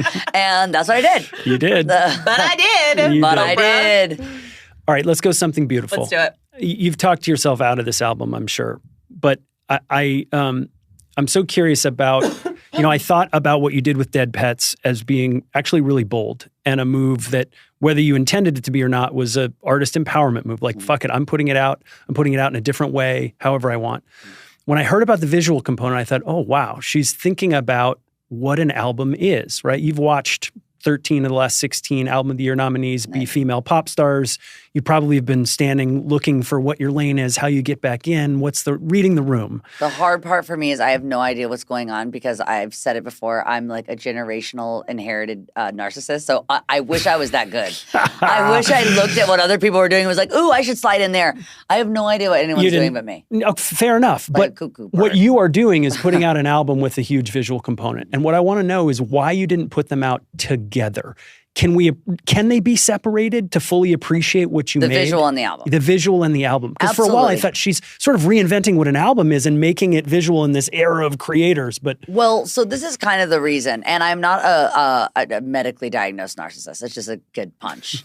But I think about what I'm up to. Can you be medically diagnosed? Yeah. You kind of, people they diagnose do now. Way too many people with. That is a real diagnosis now. It used to just be like, you're an asshole, you're a narcissist, but now it's like you like leave a building and you're like, sorry, I'm like a medic. Well, you're not sorry. They do blood work for narcissism. Yeah, I think they have to scan your brain, and probably your parent or wherever it came from. But anyway, the question was, why not together? Huh? Why aren't these being put out together? You tell me, because I would have preferred for them to be together. Again, this is like this is somewhere else outside of my pay grade, but that I basically got to make the thing that I wanted to make. And then how it ends up getting seen and experienced, I allow those that have, I've got a pretty good amount of experience under my belt. But there's certain people that make films and there's certain people that make music. And I let the people that are making music and making films kind of help determine what are the best ways too. So making a film is much different than making music, which I learned on this. And the way that this whole thing started was I actually had the film component first because I watched Mandy by Panos Cosmatos, and it's one of my favorite movies of all time. And I reached out to him about wanting to make Mandy the musical. And it turned very quickly into, cool idea. What are you up to? Basically, no. Wow, that's a great idea. Yeah. Anything else? Something different. Something else? Yeah. Which I still think Manny the Musical would be sick. Because so much of the music is such an important part of that movie. Yeah, that'd be cool. He made it off of a playlist. That's how he wrote the movie. That'd be cool. So, Panos, I wanted to work with him. I knew I wanted to work with him. And that's kind of how it all really started, was I had this like beginning of an idea. And then I had, when you're thinking about, I think, two of the best right now doing what they do, it's Panos as a visionary and it's Sean Everett as like literally he's the master of sound. So I had these two best of the best forces, and they're very similar in the way that they work and the way that they create, and like, I've never had someone so detailed in a sonic process. That's why my vocal sounds so good. It's like, because it's again, it's not what he did. It's what he didn't do, but it's just the actual recording process itself. And to answer your question of why they're divided is because the music industry, what I like about music, and not the industry, but what I like about it is that if you want to write a song, I could do it right now. Yeah. We can do it anytime. Like I could just use this and something can happen and we can write a song at any time. Movies, you can do the same thing, but it takes a lot more money to get it made. Because like we said about, someone with their trombone, I've always got my voice. So I can always write a song and I can always press record. I mean, I could release a voice memo on SoundCloud tonight. Yeah. But you can't make movies quite as easily as you can music. It takes a lot more people and things. And so I think the film element is what actually added so much pressure to something beautiful, because it's the thing of like, we couldn't put the album out, on June, or we couldn't put the film out on June X because a big Marvel movie comes out. And so all the theaters are actually booked in years in advance because Captain America is way more organized than me, writing songs on my phone. And they've had this booked for like 5 years. Yeah. So it was really hard to actually get. There's always these annoying technicalities. One day we should do another episode where I just tell you all the annoying technicalities that have gotten in the way of your artistic vision. Every single memo. Every single memo where I'm like, oh, this would be so cool. Like everyone's going to experience the album and the movie at the same time. And they're like, well, women from the age of 24 to 34 don't see movies on a Wednesday. Right. Therefore. That was a real thing that I got. And I'm like, they're kind when of are you going to unencumber yourself? Movies on a Wednesday. See, I don't see movies on a Wednesday because I know that I have to sleep, and like I'm doing things during the day. So to get me to a movie at 8:00, I'm going to be asleep by 8:30, and like I can't do it. So you got to take me to one on like a Saturday where I can go at 3 p.m. Yep. Okay. You like a Saturday matinee? I like a Saturday matinee all day long because I will go to sleep. I've never seen any movie in the theater because I've fallen asleep every single time. You can't do the dark. No. I am very dark sensitive when I sleep. I pass out. Yeah. I went and saw The Purge with actually Mike Will and like the Ray Sremmurd guys. And I tried to do that. Jesus. I tried to do that thing where I woke up and was like, that was so cool. And they were like, no. You didn't see any of that movie? You didn't see any of it. No like, idea. you know, and they were like, what's your favorite part? And I was like, The dead stuff. Yeah, where everybody died. But I also, this was like, again, a different time in life, had a whole Keef blunt. They turned the life off. Yeah, the you're lights done. off. And Yeah, I no, was you like, never had a chance. I was down. But anyways, that's why my movie is playing like a month after Okay. my release. And then the reason that the international date is different is because we also are doing subtitles because it's an international release. Okay. And that takes like 2 weeks longer. So I wish I had this reason of like, well, I wanted to distant from the music to give you a moment to like, it's always these weird technical things that then can honestly end up being blessings because I'm glad that people will know the music Yeah. Yeah. to sing along. It's a little bit Yeah. more of that Wicked Yeah. experience. Yeah. Fair. I loved that you referenced that. Wicked. And said that people should dance and if people get mad Well, about I know it, that tough. people were annoyed at Wicked for singing along. I don't think anybody actually was. That's I not a think there thing. were people A who couple wrote bitchy articles queens. about yeah. Yeah. And then the people who were actually there were having a nice We're having time. a great time because everyone was singing, and I was actually really excited to do. I am glad. I do think it was a blessing in disguise that the movie is separated from the album because it gives people a couple weeks to learn the songs and fall in Yeah. love with it. I just know the interludes are going to be cooler on movie. They are cooler on the movie. Yeah. I know. The very like noir interlude one is a Yeah. bit like I don't know what this is going to be, but it's one of my favorite visuals. Yeah. I was telling Nathan that I heard Hall of Fame at Soul Cycle on Saturday. What? And it really hit. Sick. It really hit. That was a song that was originally my boyfriend's in a band called Lily with 2 eyes. I always Yeah. say because they refused to make it something that people Well, he's could Max with find. 2 X's, Yeah, so, exactly. yeah. So you had to have it. He is truly Max with 2 X's. And it was a Lily song. And they didn't end up using it for the album, which if you hear Oh, the version, it was wow. originally titled Gabagool. And they were working on it and they didn't end up using it for the album, which when Max, he wrote it. And when he was writing it, he wrote it in our Airstream. And I came in, heard it and said, ooh, could I have that one? You have plenty of Lily songs. He goes, no, this one. So he told me no. So I waited for, he was like, this one's a Lily one. Sorry. I was Wow. like, okay. And then he was like, and you take every song that I ever write and make it completely unrecognizable, which is true. That's what you get for dating a punk drummer. Yeah, he wouldn't give me the fucking song. So No. a year later, when his band they were putting together their album, I realized that Gabagool was nowhere to be Hadn't found. made it. So I was like, remember that song? I want it. And It's so mine then now. I put Brittany Howard on it, Yeah. made it gay as fuck. And Yeah. then he was like, this is why I didn't give it to you because this is completely unrecognizable. But so this album like blossoms as it goes into this European Yeah. club Yeah. dance record that like Pino is holding down the bass the whole Pino's time. I killing think it. he's like the No. MVP of this record. He is. Like he just I'm so glad you heard that. he integrates 70s, 80s, your stuff from the 2000s and 10s, but it still sounds so he fresh. is unbelievable. And as the more structured songs give way to this like Berlin club, gay Yeah. club thing, Yeah. how is that native to you? Did you do some exploration of that No, in the same way you did definitely. hip hop? Like, tell me about that. No, that is something that's, what I say about Something Beautiful, the thing that I love about this album the most is it's an album that I would listen to. Yeah. And like, if you would go into my Spotify of my Wrapped or what I'm listening to right now, that's where it kind of lives. Like right now, my favorite album is Pirouette, which is Model Actress, which is Cole who wrote on Prelude, Yeah. which is very industrial, dark, like European. East You can German ass yeah, shit. Yeah. exactly. And that's my Max's favorite place to play. Their band does like very well in that kind of like zone. And so over the last couple of years with me and Max, I've definitely gotten, I've always really kind of like gravitated to that more the culture of what that is, you know, Yeah. especially with the fashion of like Lee Bowery and club kids and Yeah. like gelled up orange hair and stack shoes and whatever. But what I really like about this new like generation, the way that they don't like look as punk.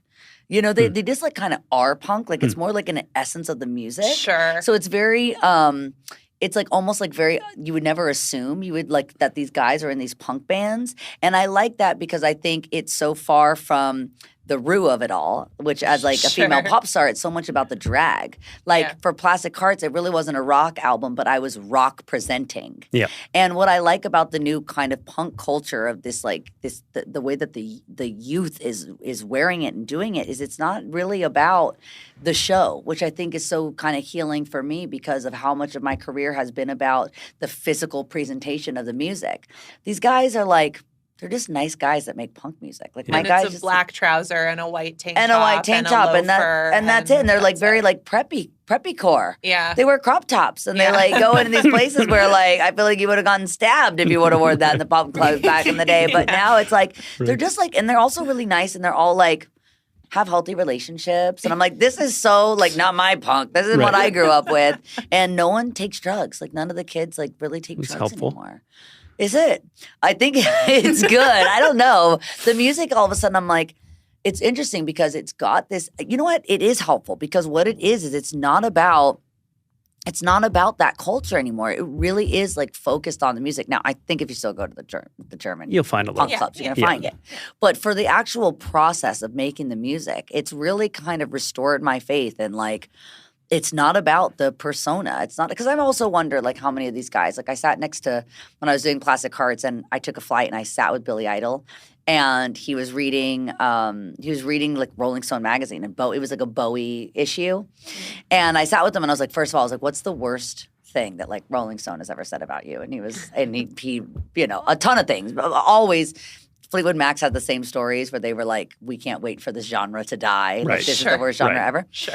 But, you know, I was asking him about, you know, these Bowie stories. And he said that he missed out on doing a track with Bowie because he zonked out on drugs that night. And he was supposed to be on Let's Dance. And he couldn't cut it because he was too high. Holy shit. And I don't know if I'm allowed to say it, but I'll ask him and then we can cut it or not. Yeah. But I'm sure you don't give a fuck. Like, there's no question that Billy Idol was taking some drugs. Yeah. But yeah, he was like, There's none. you know, like Niall came up and was like, do you want to be on a Bowie song? Yeah. And he was too zonked out to record it. Wow. And that to me, knowing that those kind of missed opportunities aren't going to happen from me or from this next generation of music, because like it really is this like, it must be the phone. I think because there's like a level of productivity or something. Like I think it must have something to do with the fact that like there doesn't have to be this like torturous journey to create a song. It's like we're all together and we all have our laptop and we'll just press play. There's not this studio culture of like 10 drug addicts getting together in a room till 4 o'clock in the morning to, you know, do this. Maybe social media is the drug now. I think it is. That's the high.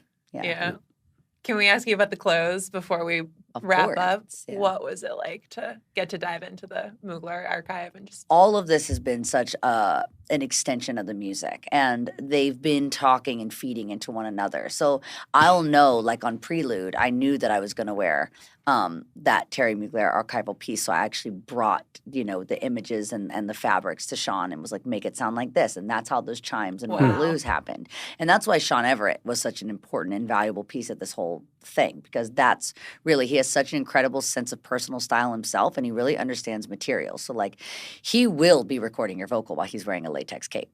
And one time someone had some questions about like some S&M like questions, and we all looked at him and asked.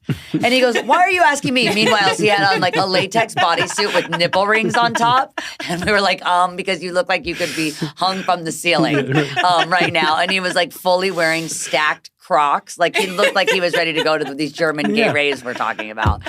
So he just understands fashion in such a way that I feel like the music and the fashion, it's like they're both vehicles for each other. You know, they're taking you on the ride.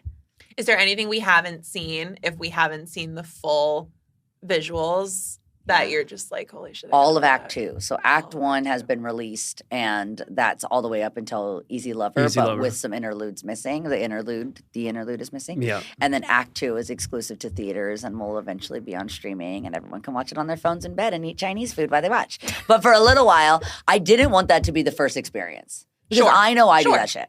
Like, someone's like, you know, like someone that I love, like, you know, another actress or someone will be like, oh, could you watch my new movie and tell me what you think? And then I'm the first one to be like, sure, I'll watch it. And I'm like kind of watching it, but I'm also but you're like responding to an email and you're looking at like 100% looking at like old Princess Diana, like what she wore on a boat. So next time I'm on a boat, I know what I need to bring. And it's like, how did you like the movie? And it's like, all I can imagine is like why I was looking at Princess Diana's flip-flops. Like, that is what it is. And then I'll also be like, I'm going to go make a snack, and then I'm going to whatever. And then that's the way we watch movies now. And that, I didn't want to me myself. I wanted people to have to watch. You didn't want to Miley yourself. Yeah, I'm the worst. Like, I have, like, whatever this deficiency is of, like, staying on track, movies, linear storytelling, not happening. So I always am doing 1,000 things at 1 second, and I wanted people to have to pay attention. So in the theater, no chicken jockey. You guys know about chicken jockey? I don't know what chicken. About the What fuck is chicken jockey? Jack Black's Minecraft movie where like it became this thing where like kids on TikTok, every time he says chicken jockey, you had to like throw shit at the right. screen and it like ended up going to like mayhem. I think your fan base might find a way to do something. No, they're definitely going to. Like, I've heard that it's be a going to be thing. the Walk of Fame knee because Yeah. I hurt my knee on the street. Yeah. And like I heard that that's going to be my Contracted chicken jockey. diseases and yes. Yeah, That's my chicken jockey is a contracted disease. yeah. And Great, that great, great. is into this beautiful deep dive into this discography that I have been now. I got to revisit with you guys, and it was really nice to do that. We are really happy that you made a great album because the end of this journey would have sucked if you hadn't. If you're like, and it all led to here. Thank you for making something Good that thing we we're were not excited stopping about. on one of 3 She Is Coming EPs No, that I are know. mid. You're not. We're never going to see the other 2, right? I mean, I think my fans have now put them on YouTube, but no, because they don't stand the test of time because all my music at some point, I think Something Beautiful, I think Dead Pets, I think Bangers, but even Bangers really encapsulates like a time, you know? Yeah. So I feel like it's a little bit hard to put out songs from 2012 now and for them to feel super fresh because everybody levels up. Thank you, Miley. Thank you. Congrats. This was really that was so fun. much fun. Thank you.